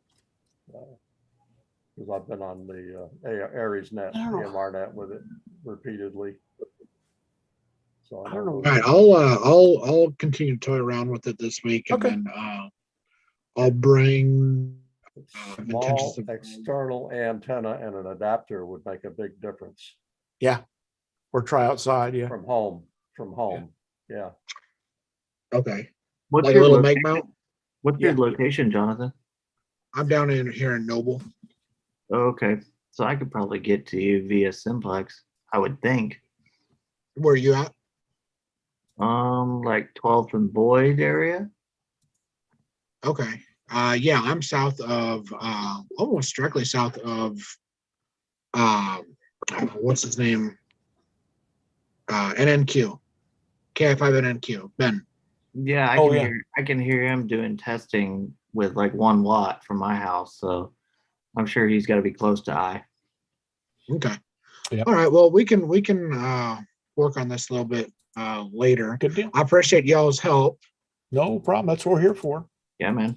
Just step out and do one more. Just before you go, just a quick tip. While you play around with it, so as you drive around where you are up in the city and you figure out which DMR station you're closest to, just key up on Parrot. I think Ken has Parrot on all of them. Parrot basically will repeat back what you just transmitted. It's a fantastic way to check if you're in range and how you sound like. Okay. I will do that. For the Parrot, if there's no one else there to talk to yourself on Parrot. Yeah, I talk to myself all the time. Yeah. Yep. Those some of the best conversations, you know. Exactly. Sometimes I need expert advice. Yeah, when you want to win an argument, you talk to yourself. I wouldn't go that far, Jonathan, as expert. Oh. Okay. Well, somewhat knows enough to get myself killed. We'll go with that. All right. Well, I'm close to you, man. Have a good evening. All right, y'all too. Thanks for y'all's help. I appreciate it. No problem, man. Good deal. Yeah, man. All right, I'm gonna wrap it up. Put the baby down. Wife put the baby down, so I'm gonna head on out. Okay. See you later. Thanks, man. All right. Good Thanks, luck. guys. All right. Have a good night. You too. 73. Now, somebody was talking about transmit and receive tones on something. I think that was Ian talking about the Yaesu he was working with earlier. He was talking about a bad transistor, I believe, in there. Is that right, Mark? Oh no, that was on his radio, but you're talking about transmitting tones. I think somebody said the UHF might be. Peter said the UHF might have both. Really? Down here. Oh, I thought you were talking. My bad. I thought you were talking about tones. Those tones. Testing with tones on that low transmit. Oh yeah. It's 10 o'clock. I'm putting the notes in this stupid YouTube video that says we fix this by selecting the 136 to 174. Yeah, they have band to. On. You have to select 2 meters. Well, see, I never programmed mine or had mine set as VHF on A and UHF on B. What I say that I don't recall that I ever had it there, although it may have been that way by default. Well, it could have initially been programmed that way. And then I changed it. And then when I uploaded it, it was happy. So I'm not sure. Yeah, that was just after a bunch of research as I was listening to everybody talk. That's what I dug up. I thought, why not give it a try on the UV instead of the MD? That was it, man. Well, That was it. okay. So no news on your antenna. Your UHF VHF still works great. UHF, VHF is still great. 10 meters is horrible. Not so hot. No, and I switched feed lines like I was telling Peter last time we talked last Tuesday. Oh yeah. Tried all that. It's still horrible. So I don't know if it's the radio. I don't know if it's the antenna. I need to get it like a dummy load or antenna analyzer or something and figure some stuff out because Well, you can, as far as the antenna analyzer, if you look at your SWR meter when you key up with either CW or you speak, you'll see if your antenna is really out of whack. oh, it's out of whack. It's out of whack, Ken. It's Yeah. infinity. It's infinity on the SWR meter. Oh, well, that's really bad. Okay. Yeah. Yeah, really bad was what we came up with last week. Yeah. Yeah. So it's not good. So it's either the radio. Do you have a but voltmeter, an ohm meter? I do have an ohm meter. I got an old school Simpson. That's perfect. Ring out your coax first. Okay. Be sure that you're not shorted and you have continuity on the ground, continuity on the pin, and no short across them. I've checked it using a couple other meters that I have that I just use for networking gear, and it seems fine. Like both the feed lines I run, I mean, are fine. I mean, they're perfect. Like I have